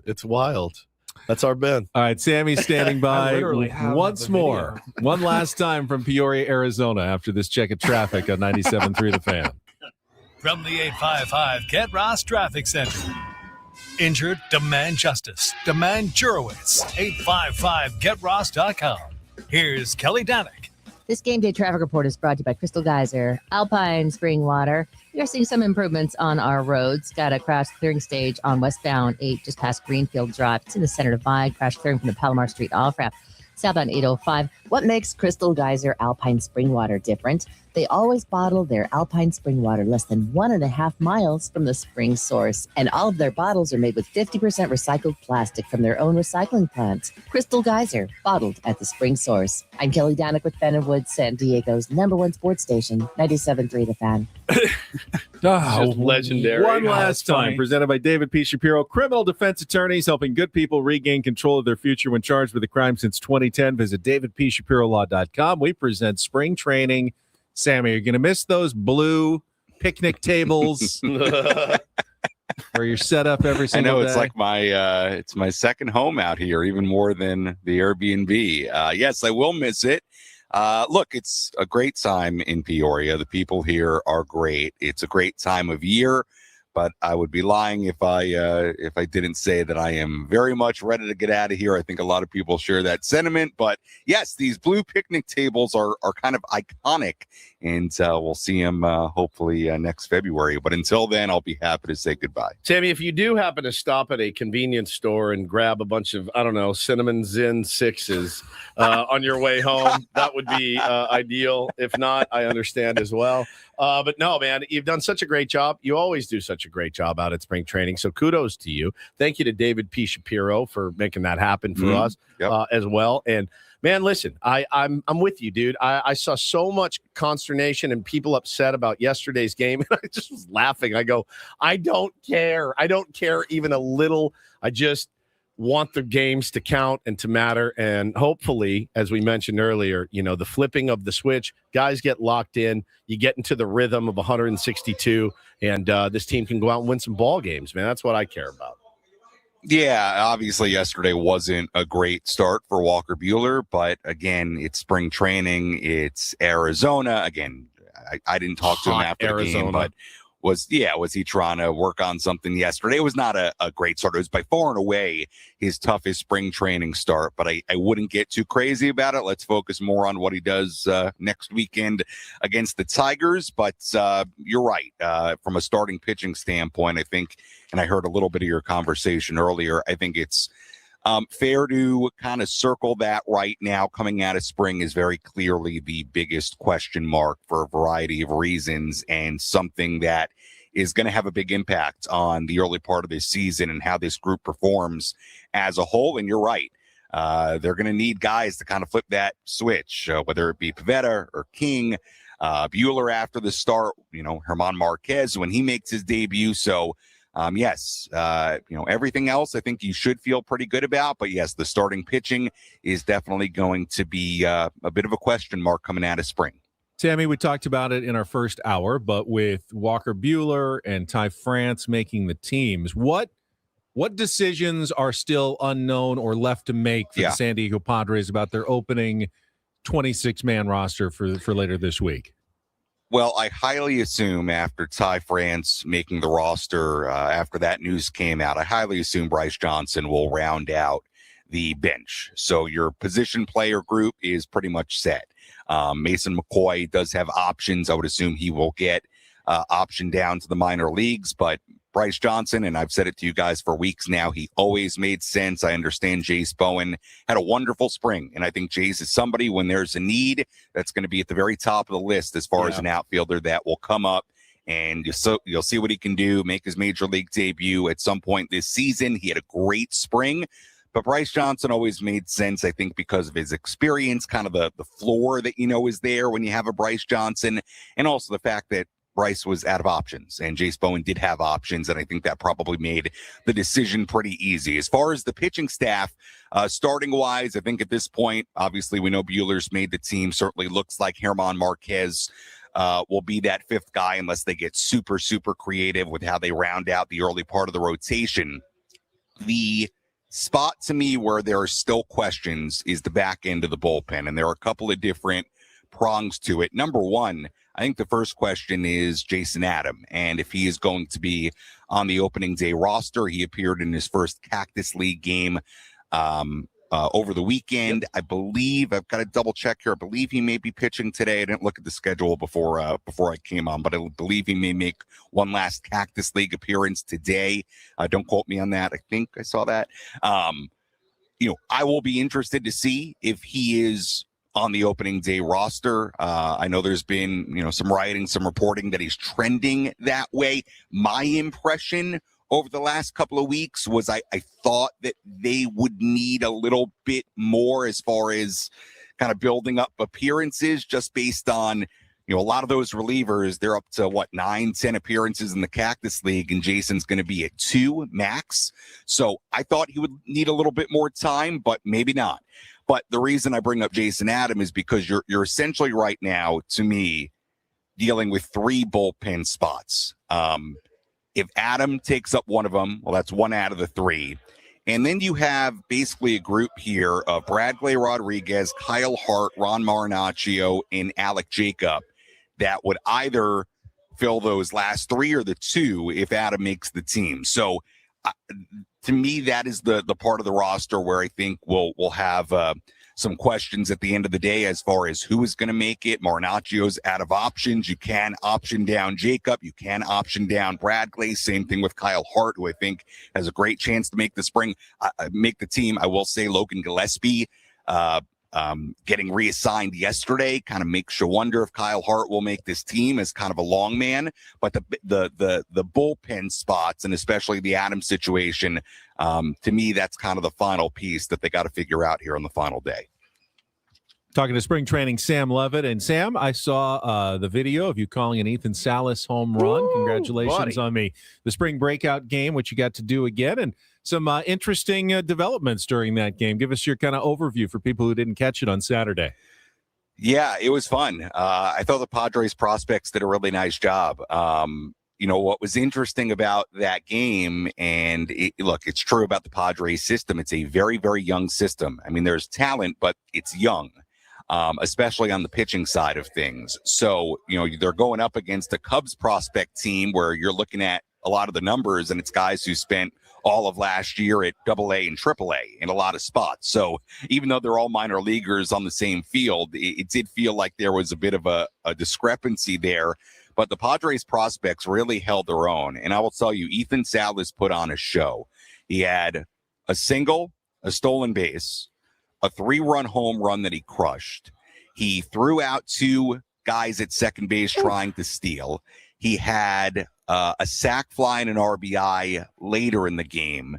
He was great. He put on an absolute show, and there's no doubt that his progress is going to be one of the key storylines for the Padres from a minor league standpoint. But even beyond that, Cale Fountain, who's a big, strong guy, they're transitioning him into the outfield this year. He crushed the ball for a solo home run. He's really intriguing, very young, but physically gifted. And then I'll tell you what, the young pitching did a really good job. I mean, the only guy that really struggled was Jackson Delana, who had a rough inning, and that's when the Cubs took the lead and ultimately won the game. But everybody else did a really, really nice job, including some of the young guys. Cruz Schoolcraft looked pretty good. Cash Mayfield was pretty close to a scoreless inning. A better throw from Jorge Quintana for the final out probably gets him out of a scoreless inning. I will give you one name, though, that Padres fans may not know that I thought looked great and is really intriguing. He's very young. He's 18 years old. Lan Hong Soo, yes, who the Padres signed out of Taiwan with actually some of the international bonus pool money that was left over in the fall from not signing Roki Sasaki. They signed him, and both in the lead up to that game on Saturday, I heard they were very, very excited about him, what he showed at the World Cup in Japan. They signed him, and for whatever it's worth, his appearance, 2 strikeouts, 1-2-3 inning, pouring in strikes. He looked great. And I think it's somebody that you should have on your radar. And I know they're very excited about. He's young. It's going to be a while. And I think he's going to spend some time here at the complex before even going to Lake Elsinore. But he's somebody to keep an eye on. He was very good and he's very intriguing. Sammy, just want to thank you again for your good work. What's your plan? You going to head out before the game today and get home? Wait, one more shot at 70 miles an hour today? I was or going to what? ask, yeah. And I don't know. Maybe one more shot. Give it maybe one more shot. Maybe one more. I've kind of given up. Sink into I'm that stuck at back 66. leg. Sink into that back leg. Maybe one more shot at it. But I'm going to head out probably right around game time. I will stick around this morning, be in the clubhouse this morning. Craig Stammen will speak. I do expect we will get the news on the opening day starter this morning. Don't last quote me team on that. Last team in baseball, by the way. No one else is named. Last team in baseball. I would expect we're going to get that news this morning. Again, don't quote me on that. Nikki But P? So we'll do that, and but yeah, I'm going to get out of here. But I'm not going to stay for the game because I don't think any of these, like the roster decisions, I don't think any of this is going to happen today. I think this will be a later in the week thing. So yes, I will get out of here, drive in the daylight, and be back in beautiful Ocean Beach. Be so glad to see by you. Sunset Cliffs. Be so good to see you here, evening. Sammy, on Thursday at Baja Yes. Rick's. So we're gonna What a feeling. Great time. Thank you, buddy. OP, Appreciate I'm you. coming back, baby. That's right. I'm back. He did it. He made it. Spring training, Sammy, with 6.5 weeks of coverage of the San Diego Padres. We all appreciate it a ton. And as Wood said, thank you to David P. Shapiro, criminal defense attorneys, for sponsoring Sammy's coverage the entire time he was at spring training. I also want to let everybody know baseball is back. Opening night is live on Netflix this Wednesday. Aaron Judge and the New York Yankees clash with Rafael Devers and the San Francisco Giants. MLB opening night, Yankees Giants live on Netflix, 8 p.m. Eastern, 5 p.m. Pacific. Okay. I have a Little League game, damn it. Ultimately, it's just one of thousands of games over the course of the season. The first one. I want to see how the Netflix broadcast goes. That will be interesting. Yeah. Now, do we know who the broadcasters are for Netflix? They're going to have like Matty V, I think. Matty V, and then it's going to be a local broadcasters joining him during the game. Games where? In San Francisco? In or San in New York? Francisco, Okay, in yeah. San Francisco. On Wednesday. Okay.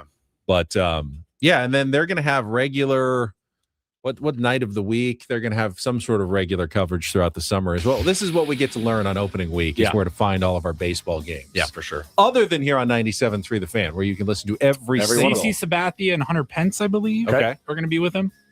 A Yankee and a Giants. Yeah, there you go. Right there with Matty Vescursion. I like that. All right, we will come Studio back. team, L. Duncan, and then Barry Bonds, Albert Pujols, and Anthony Rizzo. Ooh, not bad. All right, we'll come back, take on Woods. We've got Craig Elsten to talk some SDFC and more. All coming up, hour number 3, next with Ben and Woods on The Fan.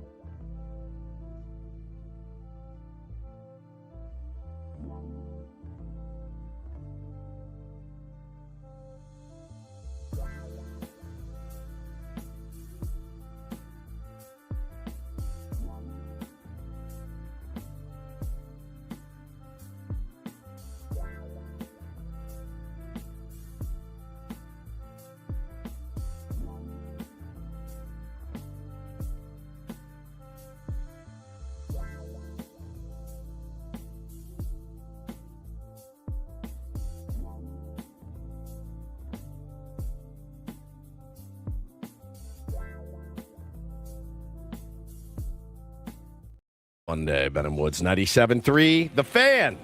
A lot going on behind the scenes over here, Ben and Woods. A lot of stuff to plan. We got a lot of events and whatnot. Just trying to get it all dialed in. Getting the calendar all set up. Remember when we were looking at the long off season when the Padres were eliminated, going, okay, we got a few months of non-baseball to fill.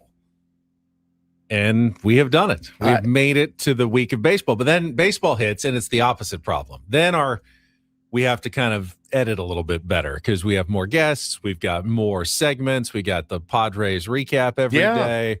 We've got a lot of things to get to. So we got to figure out how to make it all fit going forward. I've always been very proud of our baseball coverage. We get people on and talk about it, hear from the tier ones a lot. The season is where we shine, but I mean, you'd be hard pressed to find a better 3 months of work put in, the first quarter of this year than we had. So I'm very proud of. I'm thankful and proud. All the tier ones showed up and said no, because there are those people that are like, oh, I love you guys. I just only listen during baseball, and I always tell them, dude. That got under your skin a little bit. Well, no, I tell them, I go, dude, I get it. I totally get it. Like, I totally understand. I said, but if you like our show during baseball season, I think you'll like it, because I think their fear was, oh man, you guys really get in the weeds on NBA, and we don't. We just have fun. Like, it's been a really fun first quarter. It's gone by really, really quick, and the tier one showed up in droves, ratings wise. So like, I was really, really proud of that. It gives me a lot of hope, because I don't want to go into the season with that lurking headache of the off-season lockout next year. The more and more we hear about it, the more and more statements come out. Brent Rooker put a statement out recently. I love Brent Rooker. I think he's really sharp. Jake Cronenworth talked to us a lot about it at spring training. He's really sharp. At this point in where we are as a country, it's going to make people insane, right? Millionaires v. the billionaires. Right. And here the rest of us are going, man, I just paid $7 for gas. Like, you're lucky I come down to your games. Right. And I think that's a fair feeling. So, but if they get it done, even if there's a lot of talking back and forth, even if there's an off-season lockout, if they get it done before the season starts, then we're good. And we get to spring training, then everyone will be fine. Everyone will be fine. No one will care. No one will care. There was some unpleasantness as long as it gets done. Now, if they start missing games next year, that's when it gets tough. That's going to be bad. That's really bad. And of course, baseball is in a better position than it's ever been in before. So why wouldn't you tank it right when it is just, it's exploding. The WBC, I mean, oh my God, the ratings, all of it. So anyway, but my point was, I don't want to go into the season thinking about the lockout, but you have to plan ahead, and the way that we handled the last day of the season to this week, I'm very, very proud of. I had seen a comment on Twitter too, not too long ago. The quote was, and it's been living in my head like a mantra, and I'll probably write it down and put it on the mirror at home, because that's what I do. Post-it note. Nice. It said, that show, meaning us, is in for a rude awakening if there's a lockout. And I read it and I went, okay. And I go, well, we've been through a lockout. We've been through COVID. It's kind of where we earned our stripes. Cut our teeth. Made our bones during the toughest times. And I go, we'll be fine, Skippy. We'll be fine. But that's going to go on the mirror. That's mirror worthy for me. You don't put motivational things up on the mirror. Kick some ass today, Ben. I did not. Kick some A today, Ben. Kick some butt. Never have? Never? No. I have a sign in my garage as I pull out. It says, make today your bitch. Look at that. Really? You have a sign in your garage? Yeah, put it up there. And I also put up on the other side of the garage door as I pull out, it says, did you remember to lock the door? Because I always forget to lock the garage door. Interesting. No notes for you. I do not really put notes up anywhere. Do you think of people that have wronged you ever? Never. Have people wronged me? I mean, have they? I don't think so. I think they've mostly been helpful. You don't use that for like motivation? What motivates Prove you? the haters wrong. Yeah, what motivates you? Nothing. I'm motivated every day to keep standards high. Okay, you are an alien. Consistency You're a is what cyborg. motivates me. So your consistency motivates you. Yes, I feel To just I the feel need to be pressure consistent. to be Got consistent it.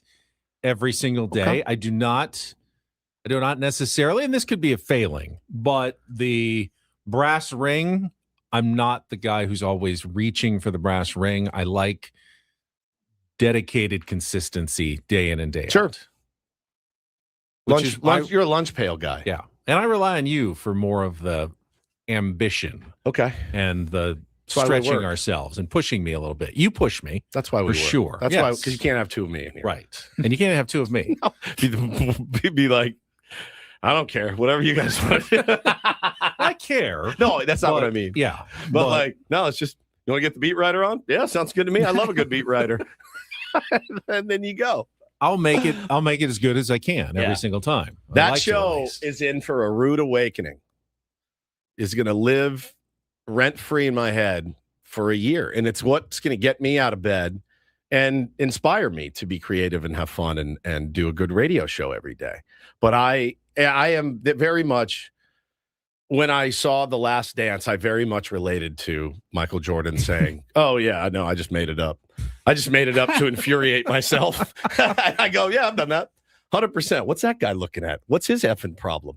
Right. And maybe that's a character flaw in me. I don't think it is because it's worked. But so anyway, I'm very proud of our baseball coverage every single year. It is so much fun to do it with you guys. And then the guys that we're going to be having on. D. Lynn's coming back. Brett Boone may pop in from time to time. He's back doing some Odyssey stuff. Still haven't downloaded with him about, hey, man, what was it like to be plucked in the middle of the season and go teach hitting to the Texas Rangers of all teams, random.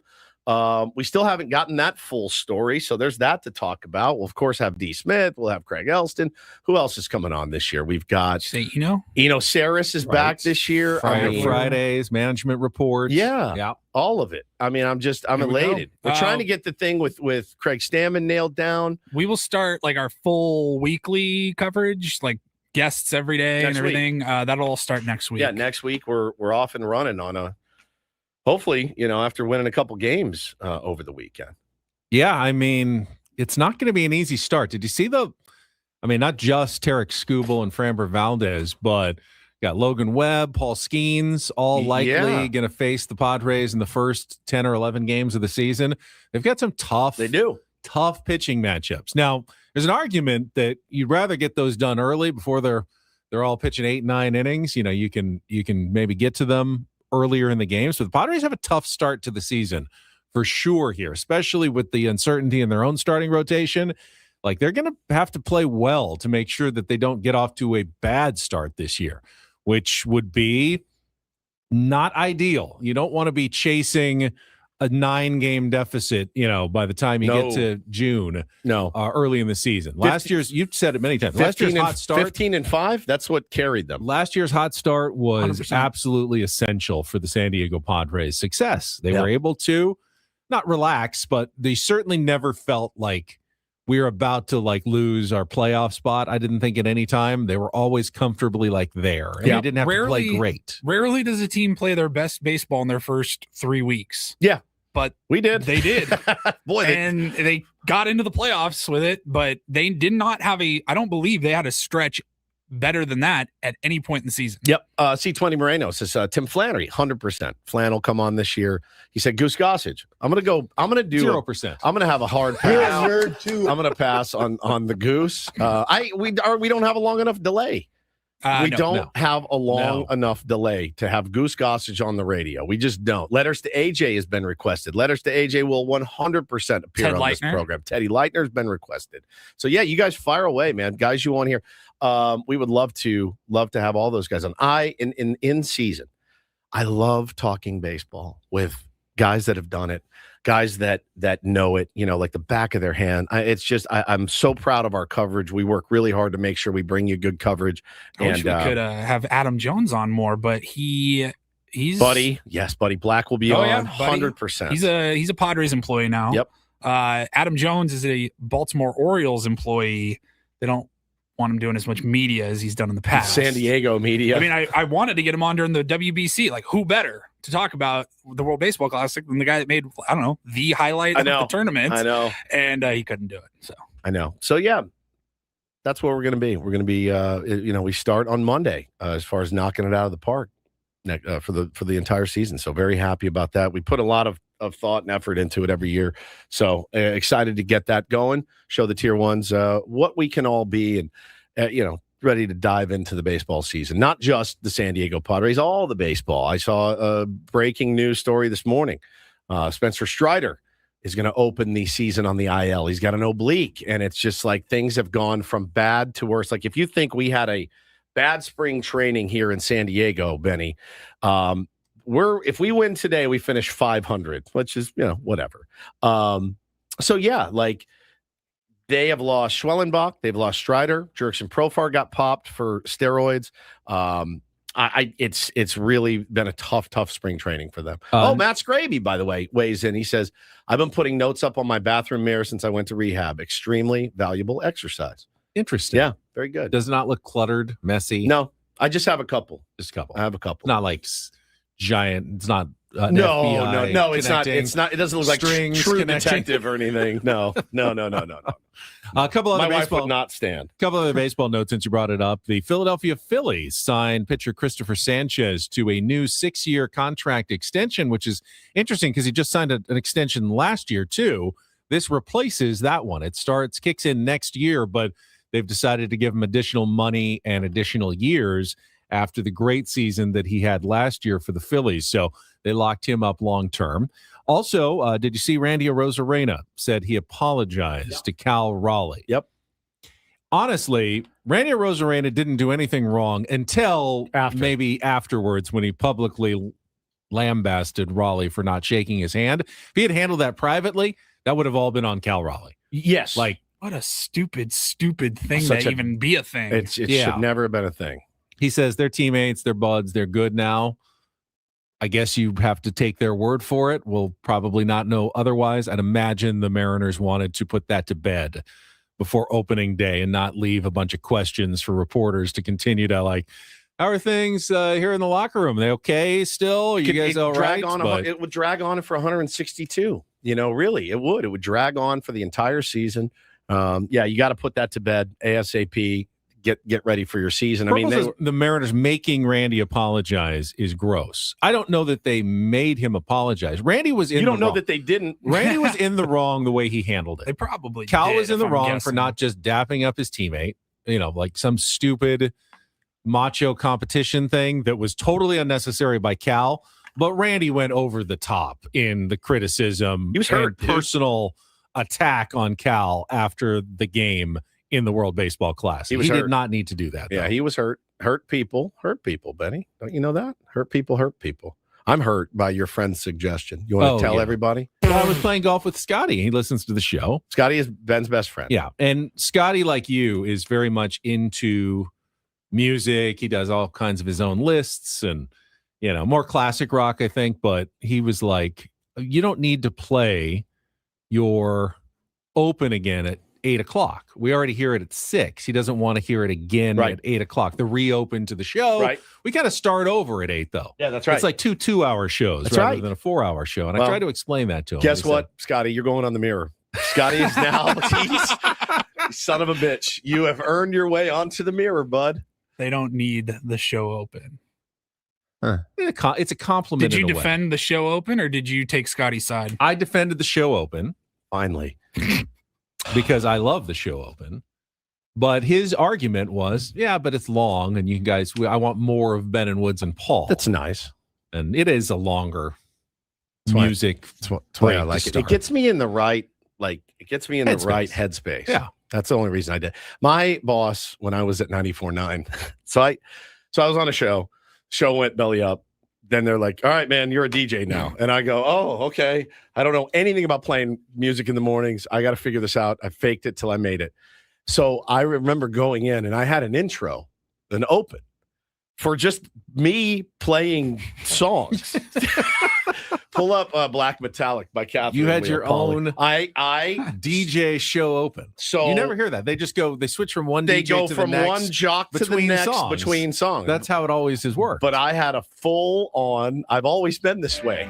So this was my open when I was a DJ. So it was next door at 94.9. Day one came in ready to go. This was my open. Just the full song. Right here. Hey, welcome in. It's FM 94.9. It's your old pal Woodsy. Yeah, I got some Coachella passes to give away today. Going to be hearing some Gautier, some Offspring, Sublime, guaranteed.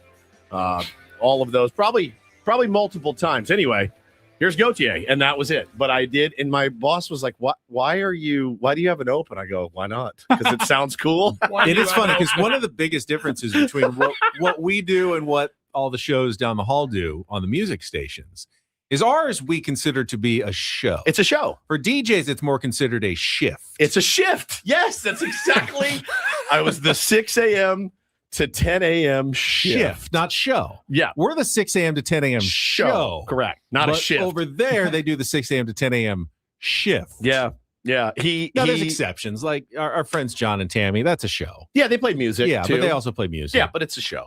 They are given more time. I was given about anytime I talked more than 9 seconds, it was like, "Hey man, can you come in my office?" I'm like, dude, I told like one little story. And he's like, "Enough. Just get to the meat, which is the music. No one cares about you. Play the music." I'm like, "No one cares about the Offspring. I'm telling you.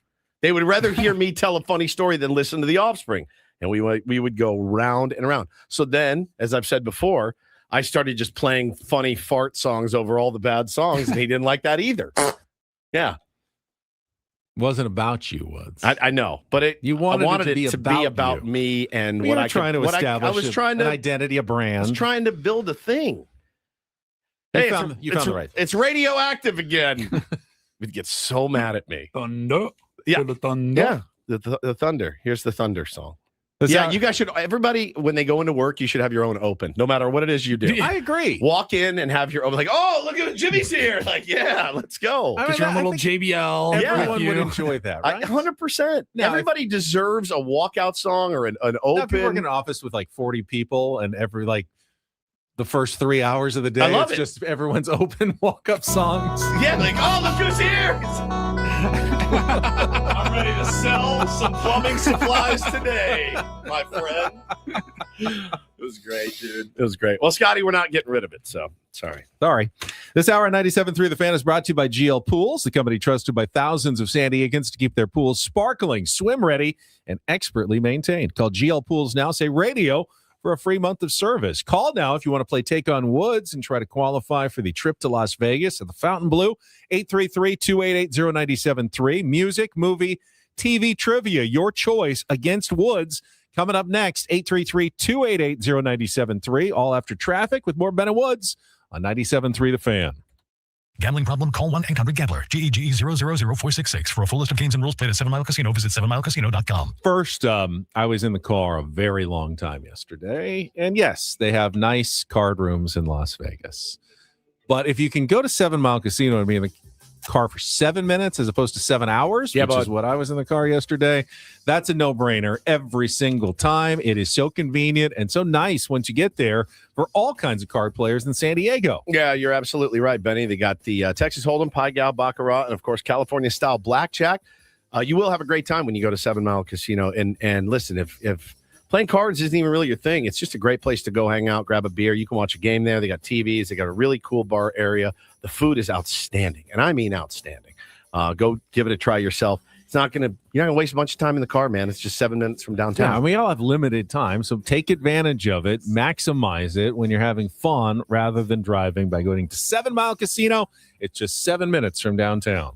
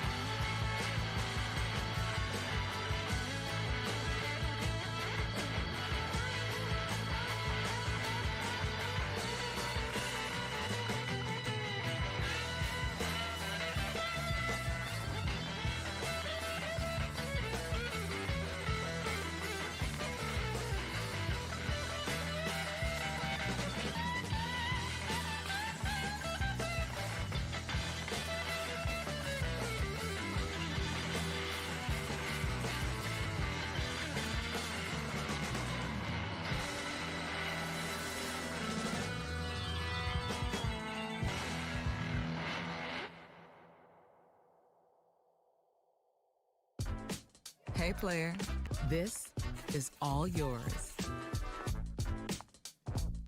This room with this view. This speakeasy with this cocktail. Hey, could you make that too? The spa with this. Ah. And this pool on this roof. This is all for you. The all-new Hamul Casino Resort, now open.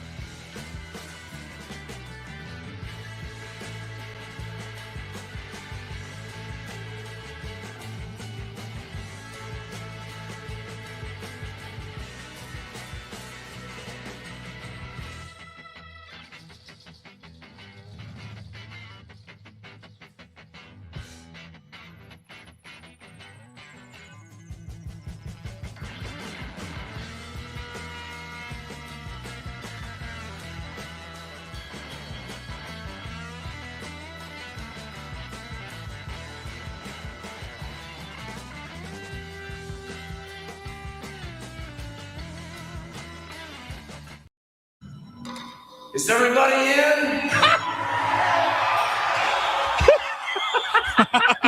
Is everybody in?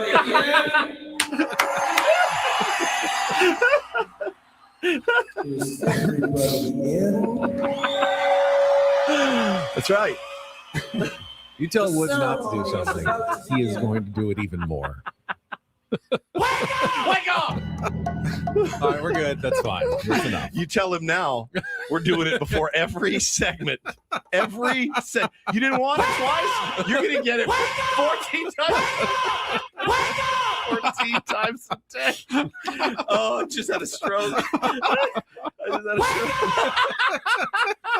All right, get your head right at 8:27. I'm screaming, dude. I am screaming. We need to find somebody who is in to take on Woods. In fact, we got some contestants on the line. We got Craig coming up, so we got to get to our game. Let's play it. It is time to take on Woods.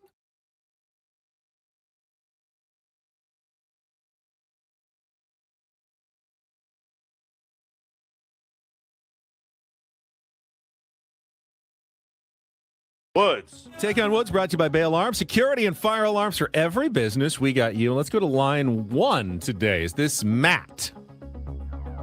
Yes. Matt, would you like to play Take on Woods? Let's do it. All right. If you can beat or tie Woods in either music, TV, or movie trivia, yes, and wake up, you can qualify for our grand prize trip to Las Vegas, 2-night stay at the Fontainebleau, and a $150 resort credit. March is here. Basketball was crazy over the weekend. We got 2 more weekends of it. You can watch it all at the Fontainebleau on expansive screens with great food and drinks. Book your stay today at FontainebleauLasVegas.com. Here are your category choices. Music, Cry Me a River, 5 song titles that include the word cry. TV, Back to High School, 5 television series set inside of high schools. Or movies, new category today, and it's our mystery category, our first movie mystery category, and it's all 2-second movie clips. So you get the first one, it'll give you an idea of what the rest of them are all about. So music, TV, or movies, Cry Me a River, Back to High School, or the mystery category. Matt, what would you like to play? Let's do some mystery movies. Mystery movies. All right. You don't get the category, but you do get 5 different movie clips. Paulie will play them one at a time. You need to just identify the movie based on the clip, and they all have the same theme. You'll just figure it out as you go. 60 seconds. Pass if you don't know it. We'll come back to it if there's time left on the clock. Matt, are you ready to play? Let's do it. All right, it's our first ever all 2-second movie clip category. Your time begins when Paul plays our first clip. Good luck, Matt. Let's take on Woods. Molly, you in danger, girl. Pass. Second clip. I see dead people. The Sixth Sense. Correct. Third clip. Here's Johnny. The Shining. Correct. Fourth clip. He slimed me. That's great. Actual physical contact. Ghostbusters? Correct. Song or clip number 5. It's showtime. Beetlejuice. Correct. And back to clip number 1 Ghost. for the sweep. Yes. Molly. You got it. Wow. You Well got done. it. Yes, of course. The theme, ghosts on all of those movies. You nailed all 5 of them, which means you have qualified, Matt, for the trip to Las Vegas. Stay on the line, Paul. They'll get your information. Let's bring Woods back in. See if he can match what Matt has already accomplished. Something new today. Our first all 2-second movie clip category. So I will just let Paulie play each in turn. You'll have 60 seconds to answer as many as you can. Going up against Matt. Scotty, you gonna like this? I don't know. All right. Your time will begin when Paul plays our first clip. Good luck, Woods. Let's take on Matt. Molly, you in danger, girl. That is Ghost. Correct. Clip number 2. I see dead people. That is The Sixth Sense. Correct. Clip number 3. Here's Johnny. Correct. Clip number 4. Slimed me. Oh, Great. Ghostbusters. Actual. Correct. Clip number 5. It's showtime. One more time. It's showtime.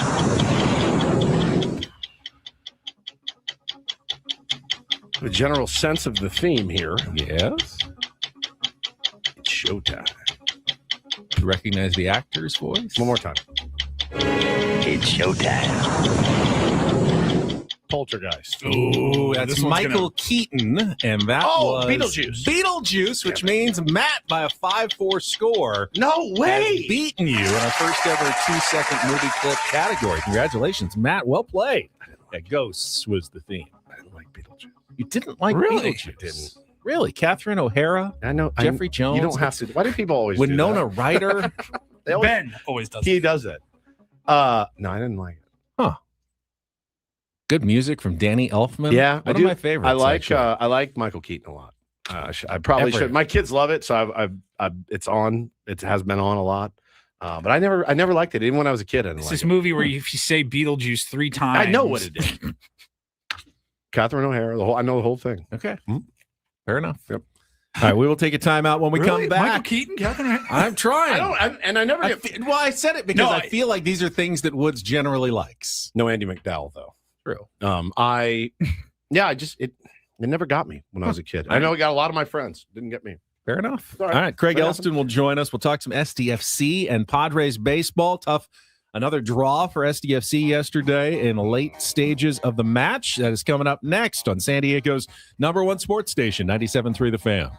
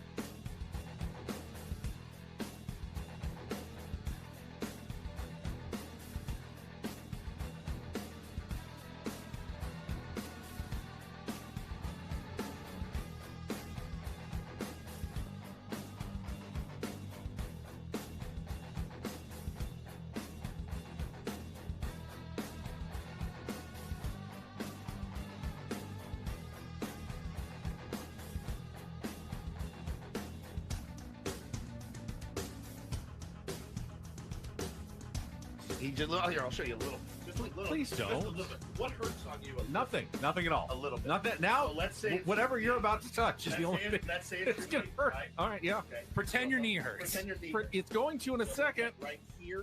Oh, that is not pleasant. The spa with this. And this pool on this roof. This is all for you. The all-new Hamul Casino Resort, now open.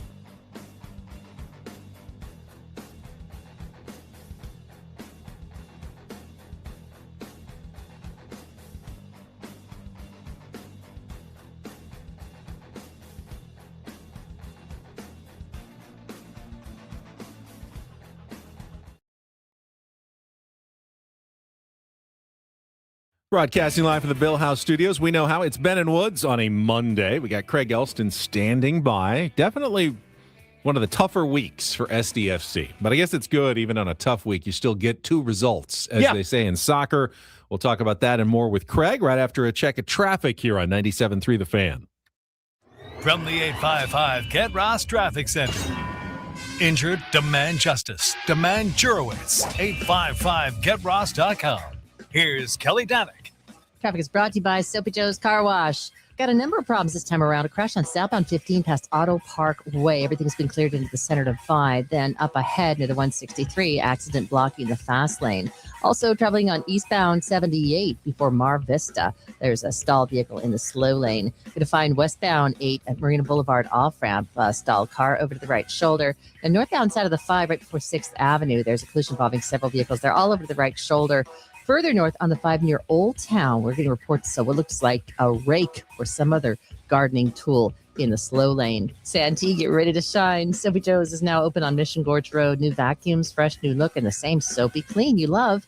Join now for just $9.99 your first month at any wash club level at Mission Gorge Road only. Visit SoapyJoesCarWash.com for more details. Good, clean fun. And Kelly Danick with Ben and Woods, San Diego's #1 sports station, 97.3 The Fan. There's some Padres opening day tickets to give away on our final hour. But right now, joining us on our SDCCU fan hotline, it's not big bank banking, it's better. Craig Elsten. Good morning, Craig. Morning, fellas. How are you? Doing good, buddy. I'm trying to get my new soccer mind in shape, Craig. As you know, I'm a novice, but boy, I was locked in for the entire game last night, and I'm trying to get my head around some of the comments I got back. I tweeted, man, I don't like this meltdown from SDFC here in the last few minutes of the game. The red card, they gave up the equalizer, and I get it. I haven't watched enough to really grasp it, but I did have you like, hey, that wasn't a meltdown. You take the result and you're happy and you move on with the tie, and that's all new for me, Craig. I'm just trying to wrap my mind around it, because I looked at that and I go, I don't know, man. I feel like you got to win that game yesterday at home. It's a little disappointing. And anyone who says otherwise is just kind of Pollyannaing the whole thing. Turd polishing. Yeah, right. Indeed, turd polishing is the official Ben and Woods term. I should always stay on terminology. Look, you look back now over the last two MLS results, and you've got the lead after 80 minutes in both of them. Yes. And you concede in both of them. That's not good. That's not great. It's not horrible in that RSL in particular is a pretty darn good team with some really good attack. Diego Luna changed the match when he came in the second half. So good. He was so good. Yeah, he was really dynamite. So RSL is a team that's going to be a playoff team. They're a quality side, and 2-2 is at least a point in the standings, and it's not dropping 2 matches in the week. But I think more than anything, the thing I was really watching for yesterday was to see if there was a hangover effect from Toluca. And not only just in the whole 4th match in 12 days type thing, but also in does your dauber get down after you get blown out and your system kind of gets shredded in Toluca. And I didn't think that was the case. They conceded early. They came back and scored twice. The team looked generally pretty good. They're starting to show a couple of the seams, on this squad. It's not going to be perfect and dominant every single time. No one should expect it to be, but the way they started the year, it was understandable if you did. There's going to be some mistakes. There's some weakness in the back. There's a lot of youth. You're starting an 18, 19-year-old kid in goal. So there's going to be issues from here to there. And had a VAR gone their way a penalty kick converted, we might not be talking about it at all, because they would have won that game. Explain that. Yeah, I know mistakes are made in all sports by officiating, and you have to deal with it. But did we miss something there? How big of a controversy was that? Because it seemed very obvious that was a handball. The question is whether the hand is in a natural position, and that's what the official said after the lengthy review. Let me put it this way. You're allowed to have arms. True. All right. Fair enough. Like, you're allowed to have them on your body. And the key is you cannot use them in an actual attempt to block the ball. But if your arm is in a natural position and the ball strikes it, and it wasn't with intent to block, that's what the official is looking for in that circumstance. You can say cut and dry because, yes, it did hit. But the question was the arm in a natural position, or in other words, is the arm where it is when you're moving, right? Or did you extend it in a deliberate attempt to block away the ball? And that was the view. I'm not sure if it was shared by the VAR official, but that was the view of the head official. Yeah, makes sense. And I saw the play. And Mikey Barr said after the game too, he goes, I guess I don't know what a handball is these days. It would have been lovely to get that call. They didn't, and move on. And the result is a tie, and they get a point. So again, not the worst result. I kept thinking of, what would this be like if in baseball, right? You just blow the lead in the 9th. But it's 2-2, and they're like, all right, well, we'll see you guys tomorrow. We each get half a point or whatever. I'm like, I wonder if I would love that or hate it. And at least you didn't blow the save and lose the game. And hey, at the end, at least they held off the late barrage. Because again, I thought, the fatigue really looked to be setting in late. And I guess now that I think about it, getting out of there with that result is not the worst thing. Losing would have been way worse. Oh yeah. Yeah. And just if you really think about, they played in Toluca, they played versus Toluca, they went to Dallas in between, they never went home on that road trip. They went straight from Texas down to Mexico. This was a truly trying time for SDFC. And obviously Toluca showed you their quality on Wednesday night. They're the best team in North America, and they had need at home, and they had the passion, and they absolutely took it to SDFC. So we're not the best in the world. Okay. Like, all right, we can accept that. The thing is to kind of muddle through this. Now you're entering an international break. Now you get a couple of weeks to recharge and get right back at it and get after that top spot in MLS Western Conference again. One other SDFC question for you, Craig. With the break here, and I know there's another transfer window opening, do you expect any moves? I know Tyler Heaps has kind of said want to get those young players a chance at least early in the season before the World Cup to gel, but they have another designated player slot. I mean, could something be happening for SDFC here? I doubt it. The European seasons aren't over. The summer transfer window is where you're usually going to see actual talent move. That's where you saw Sonny and Mueller move last year. If SDFC is going to make a move, I would anticipate it to be in that window, more around World Cup than prior to it. And, number 11, he who shall not be named, is still working on a side field at Singing Hills, but I don't see any way to clear him either at this point. So personally, I'm not expecting anything, but with Tyler Heaps, you can never say never. Kind of like AJ Preller. Can never say never, Craig. So, obviously we're a few days away from opening day. I don't know if you're as tired of spring training results as I am, but I'm ready to get the real deal kicked off here. Obviously, you can be concerned about Walker Buehler yesterday. You can be concerned about Herman Marquez really all spring. Will the switch flip when the big lights are on? Nobody knows. Nobody knows the answer to that question, but I do think it's important. It's going to be interesting to watch these first couple of turns through the rotation. Yeah, I mean, the last 2 weeks on Padres Hot Tub, we did our worst case and our best case scenarios. Tonight, we're going to put our actual predictions out there. So I'll save that for the show. But I think that this team is in a similar position to where they've been the last couple of years. A couple of big question marks that you go into the season wondering about. Last year, that was catcher and left field. Right?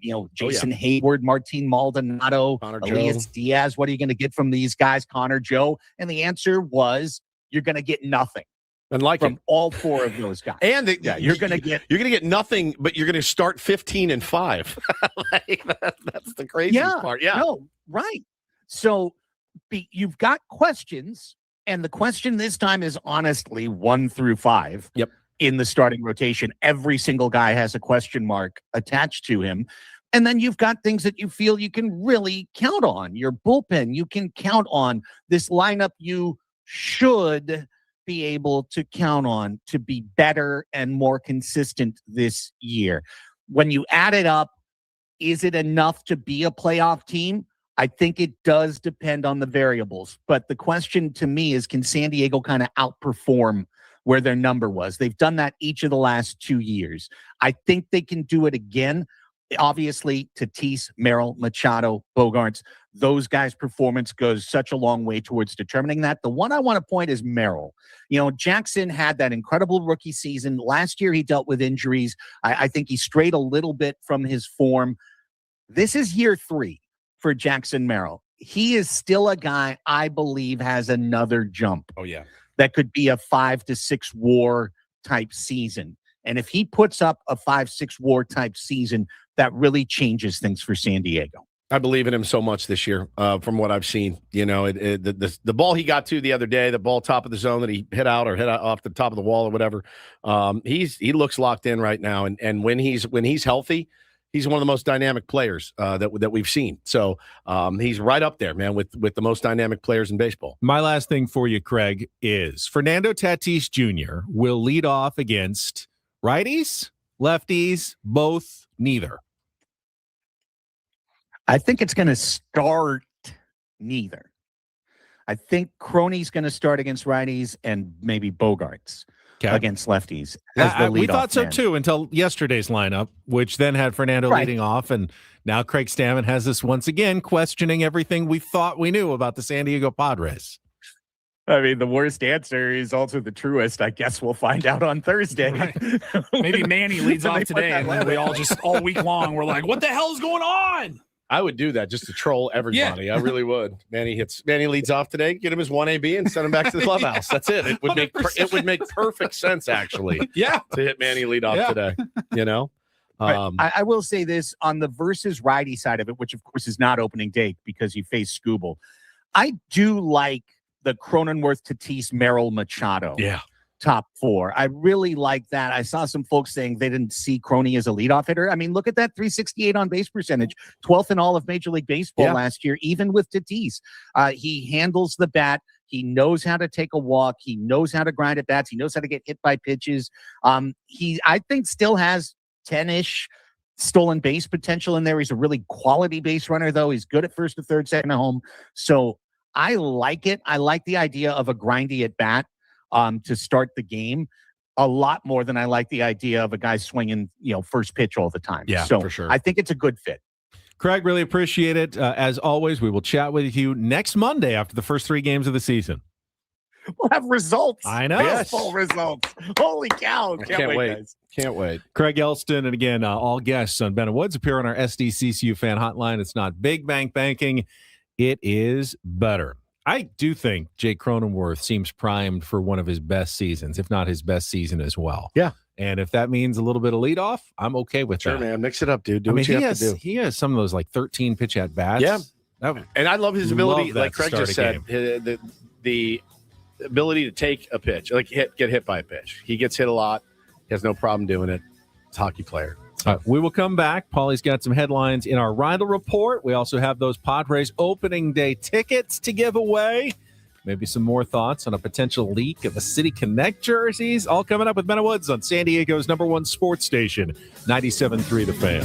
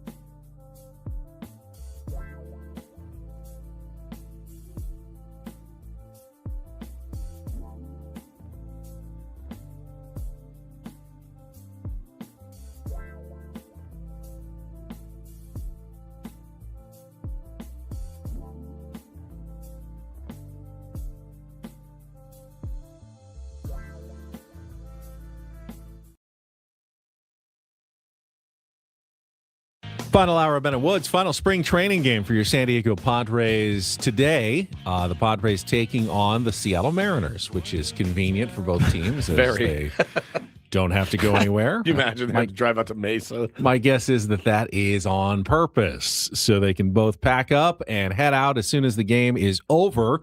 A little earlier, an hour earlier, so they can get a jump on driving. 12:10 start today. German Marquez is going to make his last spring start. So you really do get the feeling that the rotation to start the season will be Nick Pivetta, not officially named as the opening day starter, although Sam Levitt thought it might happen this hour. Michael King, and then you'll have Randy Vasquez, Walker Buehler, and German Marquez as your opening starting rotation for the San Diego Padres. Padres will then come home and have tomorrow off and then a workout on Wednesday before opening day on Thursday. Bottom of the rotation, if it was like 5 years ago, we would be elated. It's a good point. Elated. Walker Buehler, 5 German years Marquez. ago. We had him 5 years ago. We did 4 years ago. Yeah. So I'm. Well, we'll see. It's still hard to root for Walker Buehler, isn't it? I'm over it. It's fine. He's Are a Pod you right now? Yeah. The question is, how long? Yeah. Will Walker Buehler be a Padre? Because you will have Griffin Canning coming back. Yep. You may have Matt Waldron, who pitched yesterday as well. And he's not going to. He'll start on the injured list as well. Injured list. Okay. Yeah. So, but he doesn't have any options, and there's a limited amount of time you can keep him on the injured list. A few rehab starts, and then you'll have to make a decision on him. Okay. Will he be a better option than Walker Buehler? Walker Buehler may pitching for his life. May only get 3-4 starts, and if he's not showing it, Padres may just have to eat that because they have to give him now the full $1.25 million or whatever it is he signed. Still isn't a lot. It's not a huge amount, but I don't think that gives him a unlimited runway this season. Oh yeah, go ahead and struggle for a couple of months. We know you'll be there. No, he's got to continue to earn his soup for the San Diego Padres. He's got to pitch well and give them at least chances to win games. I think if he wants to stay in the starting rotation, because Joe will be back, Griffin Canning, Matt Waldron. They'll have other options if it doesn't work out for the guys who are initially at the back end of the rotation. Okay, sounds good. Paulie, somebody asking in the chat for the link to vote on the Tournament of Drops again. You can find it on all of our social media channels. All of our social media? Or you just scroll back through the YouTube stream. You'll find it as well. That might take a while. I'll put it up there. Paulie just put it up for you. Had some very early, close voting in the first couple hundred votes that are in. I heard Don and Mudd are neck and neck in their matchup. Ooh. Very, very interesting results so far. All right, there it is. Paulie's got it up. All right, Paulie, it is your turn to entertain us and inform us in the Reindl Report. And get things started here with our today's edition of the Reindl Report. Now tuned into the greatest. Welcome to the Reindl Report with Paul Reindl. Hi, Paul. All right. 2 stories from the world of sports that we haven't gotten to yet. We'll start off in Major League Baseball. And 1 story that you didn't know you needed. Are you laughing, biatch? It's the Reindl Report. Hey, Paul, how you doing? Okay, how are you? On 97.3 The Fan. Are you ready to bless the mood? I need some help, please. That was good. Can I get a oh yeah? Oh yeah. All right. Our pal, Mailman Jack? Yes, I do. Very well. Every time I call him now, he answers the phone. Okay, how are you? Every single time. And it gets me every single time. And then I'll go, okay, how are you? And then he'll say it back. Okay, how are you? It's my favorite. You kind of get stuck in that You loop just get for a stuck while. in the loop, just like that It's guy very did. easy to do. It's very easy to do. It's one of my favorite clips Ever. we've Of all had time, on ever. this entire show. Put it on my tombstone. Okay, how are you? Okay, how are you? It's just elite. Elite. All right, go ahead. All right, we will get started. The NFL, they just always stay in the headlines They do. no matter what time of year it is. They're good at it. We got opening day coming up. You had the first and second rounds of the NCAAs. But some football news this morning. We will start with the newest news. Jackson Smith and Jigba is going to stay with the Super Bowl champion Seahawks. He agreed to a record extension. It's a 4-year, $168.6 million extension. That will make him the highest paid wide receiver in history. It's going to average $42.15 million a year, 120 of that guaranteed for your JSN. Is so So good. 24 years old, set career high in receptions, yards, touchdowns. He's elite, man. Now, it's interesting. Love that guy. Sam Darnold's been a journeyman most of his career. Finally, it all worked out for him. He's the Super Bowl champion quarterback. Like, I guess he's coming back. He would come back next year. But, like, is he the guy for the next 4 years, or are you going to have to get a new quarterback to throw to Jackson at some point down the road? I don't know. I'd look for one in the draft at some point. But that's a guy that you just lock up and you're like, if you can't throw to him, then you're not can't cut throw to out anybody. for our team because he's that good. Yeah. You can like it or not like it. One of the things that makes the NFL fascinating is it's very hard to keep together great teams. And the Seahawks have already lost a number their of key MVP. players like Kenneth Walker III, the Super Bowl MVP, and a couple of other guys that they couldn't re-sign, presumably so they'd have the money for this extension. They had to pick the guy that they wanted the most. And that answer, and I think the correct answer is Jackson Smith and Jigba. But now you're going to have a quarterback decision at some point as well. Yeah, you run it back with Sam Darnold now, but forever and ever? Isn't that Probably wild? not. So, you're Sam Darnold, and you're like, these guys are really going to be on my ass from day one next year. I just want a Super Bowl. They're going to be on my ass from day one. If he doesn't get the job done, who are we going to now? I mean, it's that first L. It's going to be definitely more on the Brad Johnson Super Bowl winner side of the Trent coin. Dilfer. Yeah. I feel like people had more faith in Trent Dilfer after he won his. Joe Flacco. Yeah. Still got one. He still got one, man. Can't Crazy. take that away. Nope. We'll stay in the NFL. What the hell happened with Cam Scatabo over the weekend?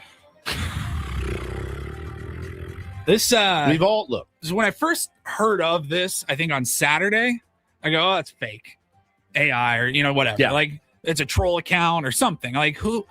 What? There's no way he said that. And they're like, not only did he say it, he was on camera, like on record. Yeah, it was on a he podcast. said it on a podcast. If you missed it, here is Cam Scatabo from the Giant. Is it Scatabo or Scatabo? Scatabo. Here is what he had to say on a podcast appearance recently. You think CTE is a real thing? No. It's an excuse. I think asthma is an excuse too. Yeah. Is that a hot take? No, that's a good That's take. valid. Yes, asthma's fake. Is there anything worse than when you're in 4th grade and someone's huffing and puffing? You're just soft. Yeah, just literally be better. Breathe air. Just literally breathe air. So CTE is a bit. Is an excuse. Yeah. And asthma is also an excuse. Is he serious? I had asthma growing up. I promise you it's real. We know. Very hard to breathe sometimes. Do you use an inhaler now? I do not. I have not needed one for a while, but I had one as a child. It's very cool. Maybe I lean with Cam Scatabo now, knowing that you had asthma as a child. No, I'm not saying that certain kids haven't played up their asthma to get out of running. That's probably happened before in life. My friend, Kevin, whereas I had to do hours and hours of yard work, in the blazing Texas heat, he had asthma, and he never had to do any yard work because of his asthma. The grass, all the grass and the air.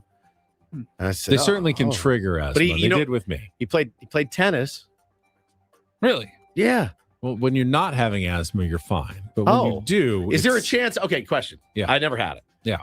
Is there a way that you could mow the lawn whilst having asthma, or has every person with asthma never had to cut the grass and edge? When you are having an asthma attack, the asthma is like I get it, but asthma is something. But you can like- go play tennis, but you can't cut the grass. You can cut the grass. He couldn't, but cut you the should grass. stop immediately if you were having an asthma attack, though. Well, you should if you're playing tennis and you have an asthma attack, you should stop that too. Absolutely. So if you run the risk of playing tennis and having an asthma attack and cutting the grass, you are willing to risk it for one, not the other. Apparently, I will say that that asthma and an asthma attack is one of the scariest things Can't that I breathe. have ever experienced in my life. Now, what do you do when you have one? You just hit your inhaler? Yes. What if you don't have it or you're out? The hospital immediately. Did you ever have to go to the hospital? Yes. You did. Yes. Why did you not? I could not breathe. No, why did you not have your inhaler? I didn't. There was when I was first diagnosed. Oh, you didn't Like my first didn't even asthma. know How you old had were it. you? 6. 6. Yes. All right, like right around Taylor's It age. was the middle of the night, and my mom didn't know what it was either. It wasn't And like I told her I feel like I can't breathe. Wow. But we She always felt bad and guilty about this because she waited until the morning to take me to the doctor. And I would have too. She got scolded by the doctor. Really? I would have. He could have died. I didn't though. But I remember like injections, breathing machine, and everything. They do the and then I had the inhaler. allergies after are that. different. You have I think allergies too, don't you? I also have allergies. I think there's enough, at least medical. Advancement has gotten much better. Well, and especially with CTE as well. My Claritin controls God. my allergies quite well now. Yeah. I was just gonna say, You know. both on asthma and CTE, we have enough data where, like, I don't know that you should just call it an excuse or fake. Yeah, or it's definitely not anything like fake. that. And there's enough documentation, I think, on both afflictions. And it's pretty concerning that a current NFL player like actually would do that, like say that. Like that's Even wild. joke. He walked it back. He walked it back Yeah. and said, "Oh, I was making a joke." Which if you've ever done a podcast, you say some stuff and then you call them on the drive home and go, "Hey, can you edit that out?" I've done that 100 times. I probably shouldn't have done that. Probably shouldn't have said that. Told that story, and it's definitely happened to me before. But yeah, it didn't surprise me coming from him. But I like that guy, and I think he made a mistake. Yeah, but he is kind of a goofy kind of guy. Yeah. Yeah. Yeah. He bangs his head into brick walls before games. So you tell me. But fun. Yeah. That's just an excuse, though. Yeah. All right. And then we will move on. There's some pretty wild stories going on in Hollywood and entertainment world where I didn't even know what to choose for today. But we will focus on how about The Bachelorette? We haven't talked about this. Pretty crazy. Yes. ABC. You told me the funniest line about your wife the other day. Do you remember what it was? My wife loves some reality TV shows, but she will not watch The Bachelor or The Bachelorette. She's like, that's where I draw the line. That's where Megan Reindl draws the line. Yeah, she's like, Well, I can't do it. Well, let's give an example of things she will watch that are on the correct side of the line, Paul. like Real Housewives and stuff like fine. that. Like just your standard reality show stuff. Love is Blind. Yeah, Love is Blind. That's a good one. All I hear in my house. Below Deck. Below is a big Deck. player. What makes The Bachelor / Bachelorette so bad on the wrong side? I don't really know. I've never watched it with her, but The Bachelorette was supposed to air last night on ABC. Yeah. And they didn't because The Bachelorette, so I don't know all of the details on this story, but I know that The Bachelorette is typically chosen from a previous season of The Bachelor. Sure. One of the girls that gets near the final. but one of the doesn't last make it. couple of girls. She's but she doesn't get dynamic. picked. She's Yeah. dynamic. You know, you think, oh, she'd be good. And then she becomes the Bachelorette, and then she finds her man of her dreams. That's how Ben Higgins did it. He was on The Bachelorette, was not picked Correct. in the end. Yeah. And then they made him the Bachelor. So they the did next things season. a little bit differently this time around, and they chose this girl Taylor Frankie Paul, who's a nightmare. I'll just go ahead and say it.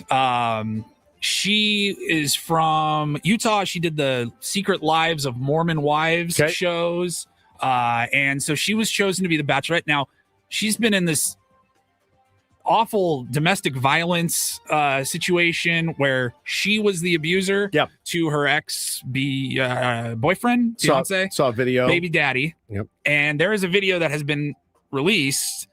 I don't know that the video had been seen until just a few days ago, but the video comes out and like trigger warning for anybody that's gone through that horrible scenario. Like it's pretty intense to watch the video, honestly, because there's a child involved. Child gets hit by something like Bar a chair or stool. Yeah. something that was thrown across the room by her at her boyfriend.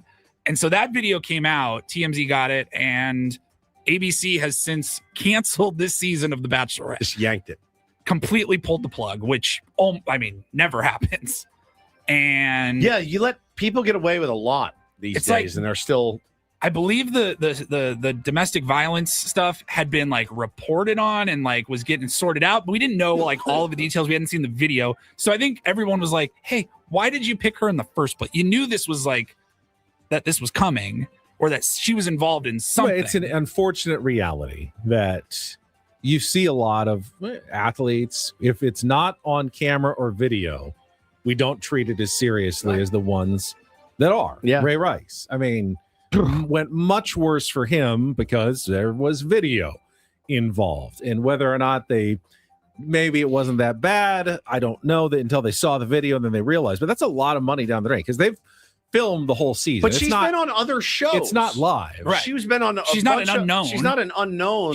I think she was from Mom Talk. Was the group of all these moms, and they got super famous on TikTok. That led to one show, which led to The Bachelorette. Yeah, we've talked to our buddy Matty Janella. We've talked to him.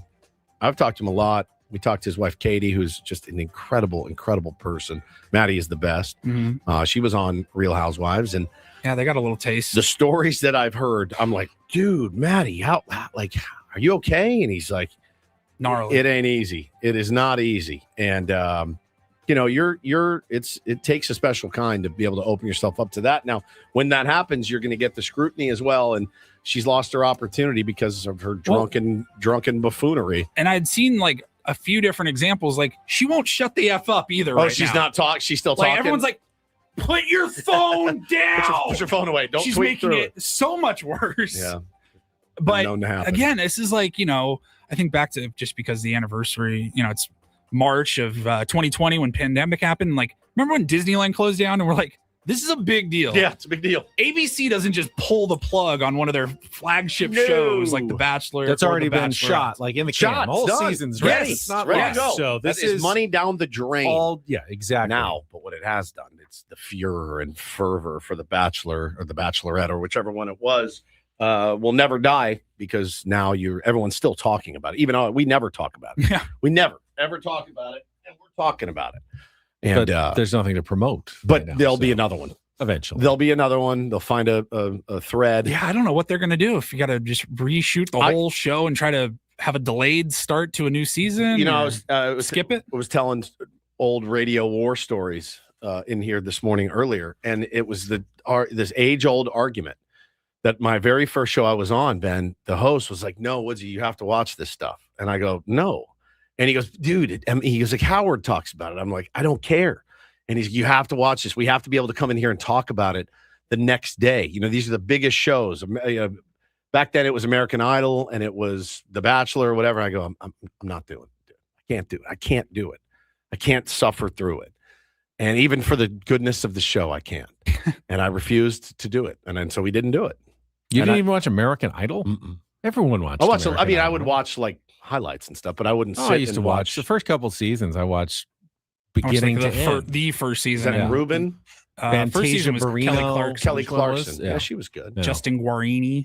And then I lost interest. Yeah, But well. the first couple of seasons I watched. But I said I can't do it, man. That's just super random. I saw she was in the news. Kelly Clarkson said something like in the last couple of weeks that she still hasn't received the prizes from season 1 of American Idol.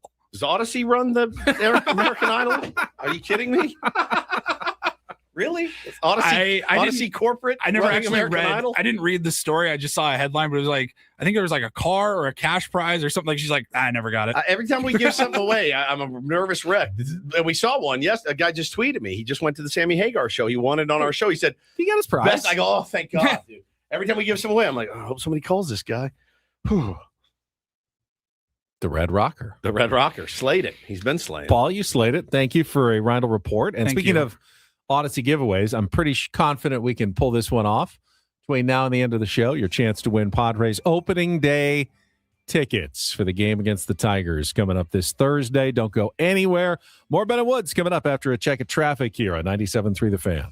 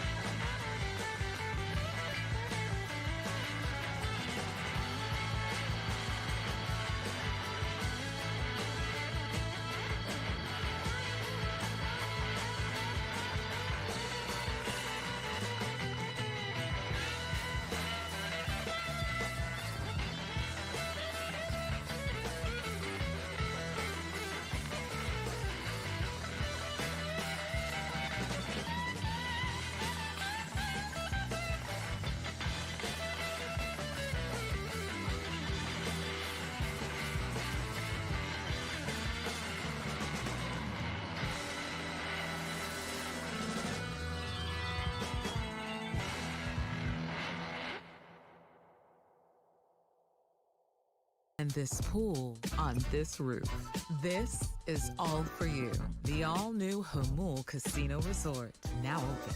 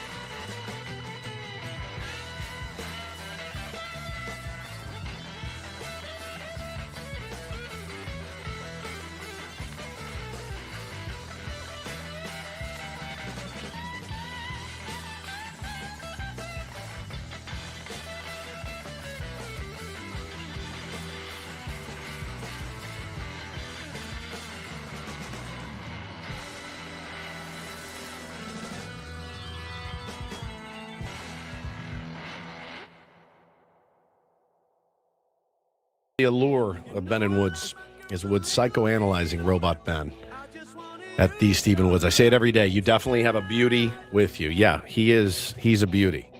You are a beauty. I just don't know that you're totally qualified to psychoanalyze me. You haven't had the training. This is just amateur psychoanalysis. Okay, how about this? Go get really psychoanalyzed. Pay someone that actually can psychoanalyze you, and then she and I, or he and I, can get together and compare notes. See, I've never wanted to go because I'm happy, and I'm worried that it will make me unhappy. It doesn't make you unhappy. To learn all the things that should be making me unhappy. That's not what it is. That's not what it is. That's not what it is. Don't speak ill of it. I Friday got home, and we had the extra time, right? We were off an extra hour and 20 minutes early. Went to the gym right after. I was in and out of the gym by the time we, normally-ish, I'd be getting there. So it was great. Got done. I went home, started cooking up a delicious lunch. Standing around, I go, I am forgetting something. Something that I was supposed to do today. That has, I cannot remember what it is. Hate that. My therapist. I would, oh my God, completely. And I'm way too far away. She's in Vista. I wouldn't have made it. So I call the office frantically, and we ended up doing a video chat. Yeah, which was so much easier. And then it made me go, should I just video chat every time? Like, it was really, really simple and effective and awesome and great. So yeah, I've done that a few times. I have the option every week, every session, but I like in person. I like in person too. It's much better. My trainer does video like training. Like when I get there, I go to That my seems a little trainer. I crazy. go to my That's trainer's wild. garage, but like when I get there, she's always on her like a Zoom, and she's like instructing one of her clients to go through. She must have her own equipment. She doesn't come in, so she does it remotely and kind of guides you through your work-out. I wouldn't want to do that. I'd want to be in person, but me neither. I mean, you can do just about everything remotely nowadays. That's true. I did a urology appointment over a video chat.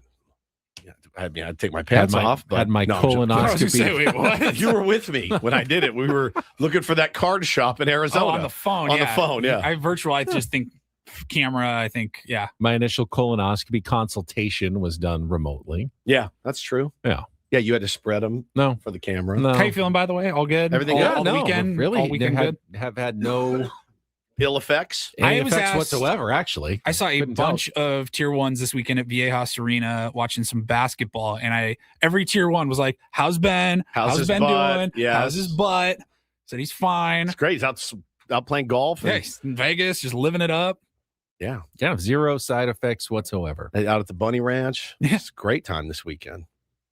Other than I was completely emptied out, so I had to fill myself back up a little bit. Yeah, You did get kicked out of Spearmint Rhino. That was awkward. Yes, that is awkward. He got a little too handsy. It happens to the big guys. I think I'd be sometimes. still too afraid to go without you guys. Yeah. to shepherd me. I'll say this. Don't go anywhere without us like that. All right. Okay. All right. It's fine. You need us there. I think I need you there. All right. Thank Could you. get a little awkward. Yes. Act normal. Just Act act natural. normal. Just act natural. You're fine.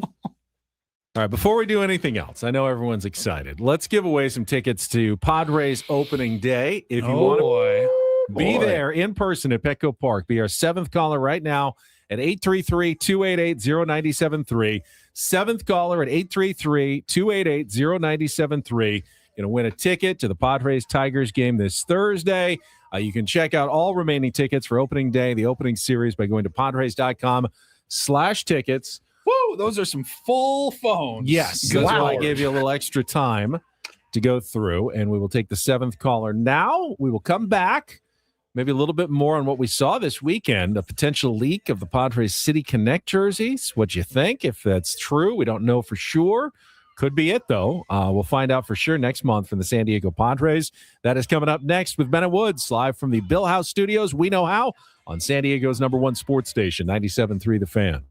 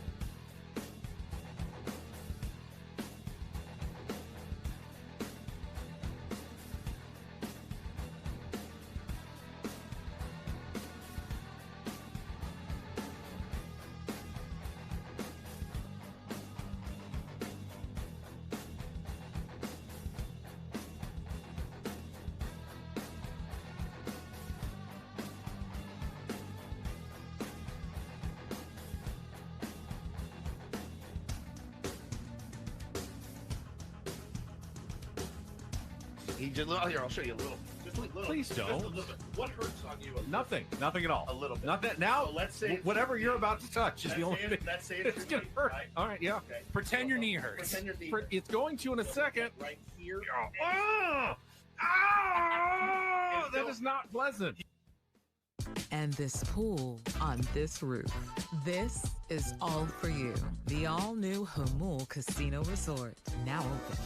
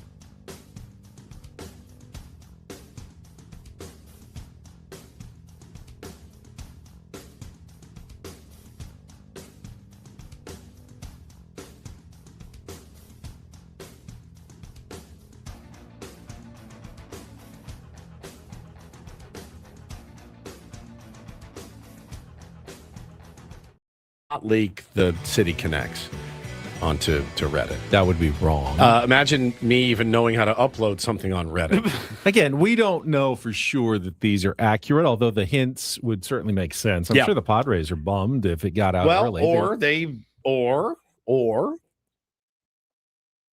you find a way to get it out there, and if people don't like it, you change it immediately and gauge some reaction. I think we're past that point. Are we? I think that they already exist somewhere. Like, hello, aborted, all of it, just abort mission, and we're going to restart. We'll have you the designs by later today. I like them. I do. I had literally zero problem with them.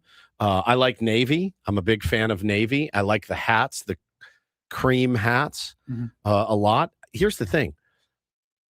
Our players are going to look insanely good. If that's them, our players are going to look insanely good in those. Insanely good. Not average. They're going to look really good. Our manager is going to look normal in those. He's going to look normal. You're not going to get the, no offense to Bob Melvin and Mike Schilt, but my God, Matt Williams, my God. The sickness in their stomach on Friday when they drove to the ballpark. I bet you they had a group text and they're like, I can't believe it, man. Oh my God, I can't believe I got to put this thing on tonight. They're going to look so good. Now, there is a little bit of a resemblance to some of the Giants. The Giants had a black, but kind of the bubbly Giants. Some of the similar, font. Bubble font. I like them. I think they look cool. I'll wear it. I'm going to be into it. It took me a minute to come around on the old ones. Then I put the hat on and I go, yes, okay. I love this hat. I still love my City Connect hat. I'll probably still rock that from time to time, but I dig it. I think it looks good. And yeah, do we know? Are they never going to wear the old ones again? I No, believe that's not. it. They're retired. That's it. No, I mean, you got to bust it out in 5 years or something for Every a once in a throwback while, night. 'cause, I mean, I assume I'll still see a bunch of mint and green at the stadiums. Oh yeah. I mean, we spent a fortune on City Connect stuff. My wife bought 700 hats. So yeah, like, and you guys are why the teams come out with new ones every 3 years. That's exactly right. That's exactly right. By the way, congratulations to Mike, who called in. He was our 7th caller, won the Padres opening day tickets. Everybody else, thank you for trying and calling in. Wish we had more tickets for everybody. I believe today we had opening day. Tomorrow, Braden will have a pair of tickets for Friday. And then on Wednesday, Gwen and Chris will have a pair of tickets for Saturday. Mime says they put their car on these not being real. I think you might lose your car, buddy. So here's I wouldn't do that. Here's why I feel, me, don't believe in a lot of conspiracy theories. Yeah. This is why I don't think there are thousands of government employees who know about the alien autopsies, but have all kept it silent over the years. It's very hard for many people to know something or see something, and especially now, not leak out a photograph or something somewhere. Yeah, it's hard to keep anything a on the secret wraps. for that long when that many people have to know. There's a production chain. Oh, yeah, 100%. Yeah. And they know somebody, and they tell somebody, and somebody tells me. Someone is going to break the rules. And I believe there was, there's a rule out there. Yeah, don't leak this out. I'm sure they were all instructed. But when too many people know about something, it always gets out. Always gets out. Rafa says the hat doesn't match the jerseys. There's no cream on the jerseys. I'm in denial. I think the pants will be cream. Mm-hmm. I don't like that word. Cream pants. Cream colored pants. Say that. And the hat will match the pants because of the cream on the hat and the pants. What else would you call that color? Beige? I don't like that word Ivory? either. No, beige is more brown. I think so too. Cream is the only cream pie colored. Off-white. Yeah. Eggshell. Nice. Cream pants, cream shorts, cream hat. Lots of different things that you might paint your kitchen. Cream is the color. Yes. So cream pants, that navy jersey. Somebody, one of my buddies said, "Oh, can't wait to see Xander wear his brown socks with it. That's going to look so good, just like he did with the City Connects." What was the bit? He has bad feet. I don't. And the socks weren't. He liked them. They were more comfortable. They're something for his feet. It was it wasn't like superstition. It was one gave him blisters or something, and so he's like, "I'm just wearing the brown." So he'd have the full City Connect on, big tall brown socks every time. It looked ridiculous. I saw people on Reddit were saying they wouldn't use the same font from the mint and pink jerseys to these ones. And then somebody quickly was like, well, the Diamondbacks have had 2 uniforms and they use the exact same serpentine font. The Diamondbacks had an all cream uniform, which I don't think I would have wanted either. I think this is going to look good. But again, I remind guys like our age, these aren't made for us, right? Yeah. Made for the Although kids. I would think that you'd want the lettering maybe to match the hat if you were going all together. That's true. And the leaked one does not. The lettering is more of a regular white, not an off or cream white, I don't think. But we may not have the right light. I mean, the lighting, you have no idea. Somebody said there's not even buttons on that, so it couldn't be. I said, no, it looks like the shirt flap is hiding the buttons. One kind of is folded flapped over the top, Yeah. Well, I don't know. Somebody said they didn't like the Dia de los Muertos patch, but I really do. I love all that imagery very much. And then it could also be an entirely AI generated picture. True. At this point, we have no idea. Do not sell until launch Could be. April 6th. Okay. 9 a.m. April 6th. What day of the week is that? April 6th is a Monday, I believe. Okay. 2 weeks from today. And the first City Connect game would then be that Friday. Yeah.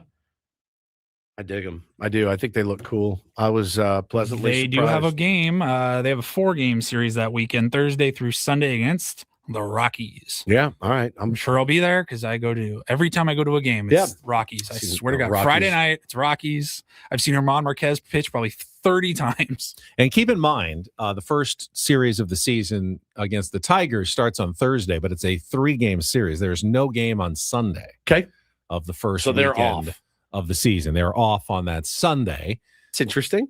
Yeah, It's better than the play one game, then take a day off, and finish. You don't do 4-game series against American League teams because you only play 3 against all of them all year. A lot of places build in that extra off day in case opening day gets rained out and you can bump everything back. Hopefully that won't be a concern here.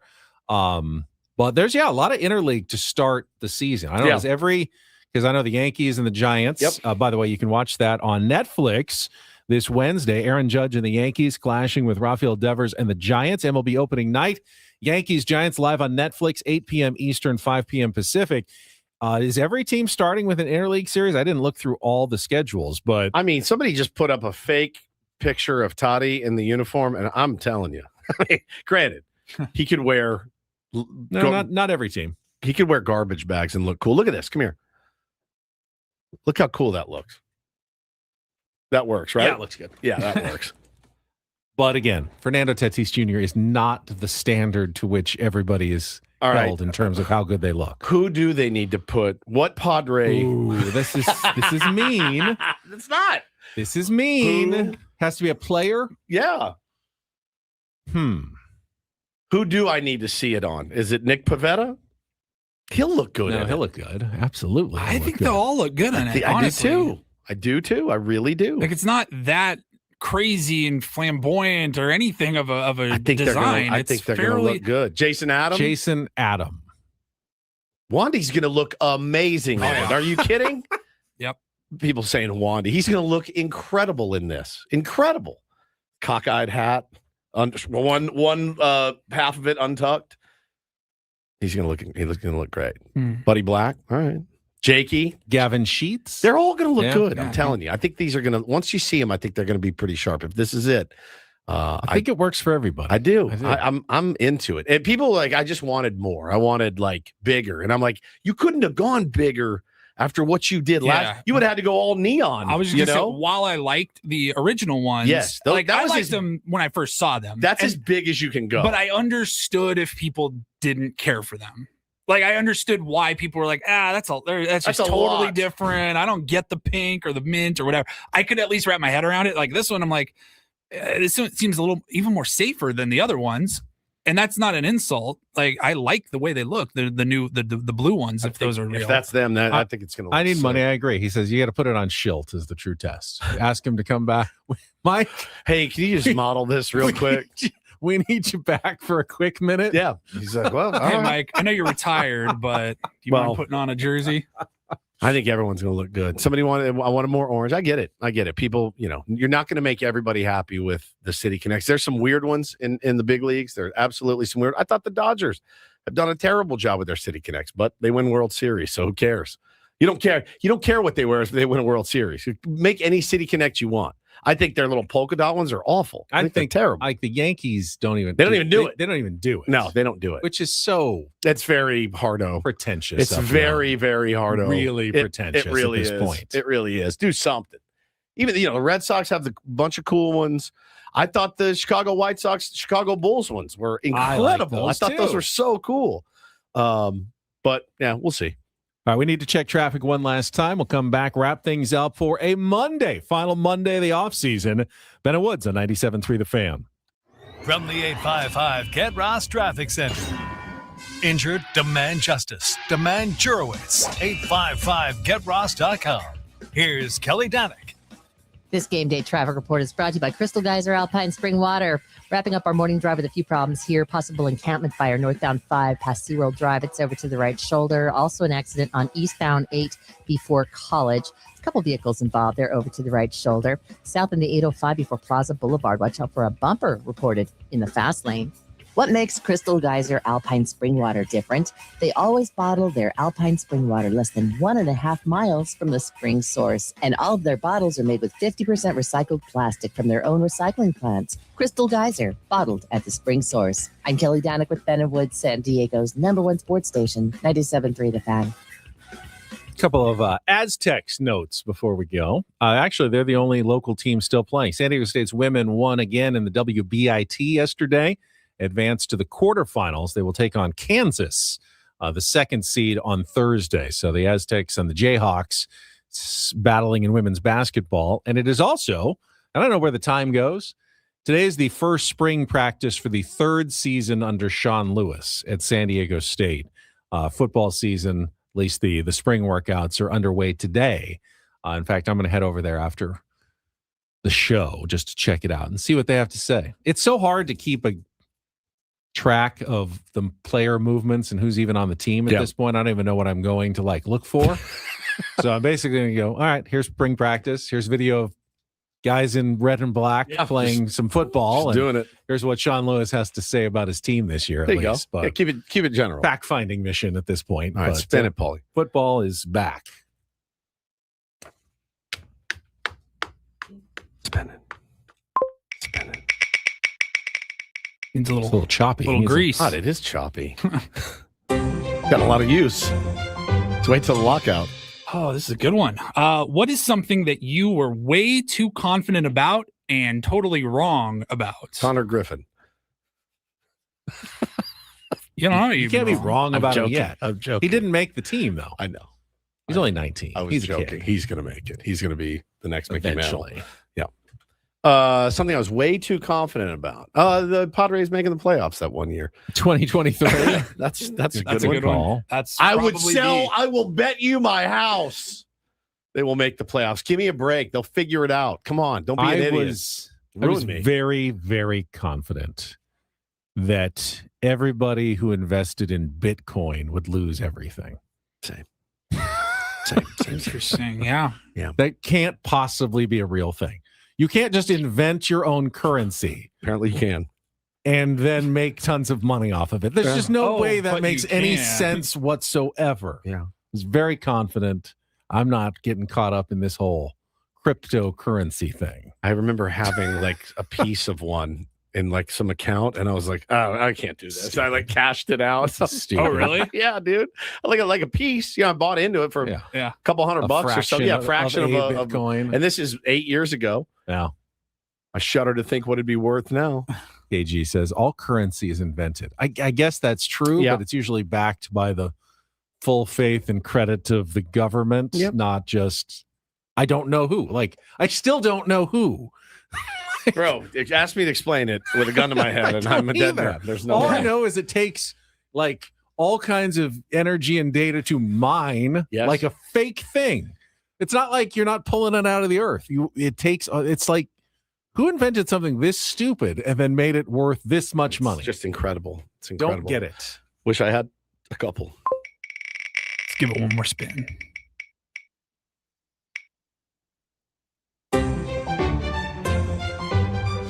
That's kind of in the same vein, actually. But what is a hill you will absolutely die on? I will say pineapple does belong on pizza. I'm with you. I think it does. You don't have to like it, but don't knock it. It's really good. Yeah, I agree with you, Paulie. It's not for everybody, but there's no reason why you can't include a sweet ingredient on a savory dish. 100%. Just like, for a long time, people didn't put a little salt on desserts, but now It's they delicious. do, and it's delicious. I put some salt in a milkshake recently. It's fantastic. Absolutely. It's just Why did it take us so long to realize that we needed a little bit of salt on everything? I've salted chocolate milk to it's make phenomenal. it really good. It's beyond phenomenal. It's like it hydrates you, and it's good for post workout. Little salt in there, fantastic. Hill that I will die on. Oh, I can't say it. Everyone has been saying for years that radio is dying. I don't think it's ever really going to die. No, I don't think so either. We're here to stay. As long as the tier ones are here, we're good. Exactly. Yeah, we'll be fine. I mean, if you haven't stopped listening to radio now, when are you going to? You have you got every opportunity. There's not going to be more options at this point. You That's have true. every option Everything you can get. possibly have, and you still find us in the mornings. Yep. I think we're good at this point. Can we appreciate stop predicting the dire doom of radio every single year like they've been doing for the last 30 years? I think we're That doesn't okay fit at this people's point. narratives, I know it though. doesn't, but we're still here, and it's fine. It's better than fine. It's great. Yeah, We're thriving. Yeah, there you go. Look at us. Thank you for making us thrive, Tier 1s. We really appreciate you. And we appreciate that baseball is coming back this week. Just a couple more shows before opening day, live from Baja Rick's. All guests on Bennett Woods appear on the SDCCU fan hotline. It's not big bank banking. it is better. Braden and Frank standing by there. Coming up next for executive producer Paul Reindl and Stephen Woods. I'm Ben Higgins. Have a great rest of your Monday from all of us here at San Diego's #1 sports station, 97.3 The Fan. So long, everybody.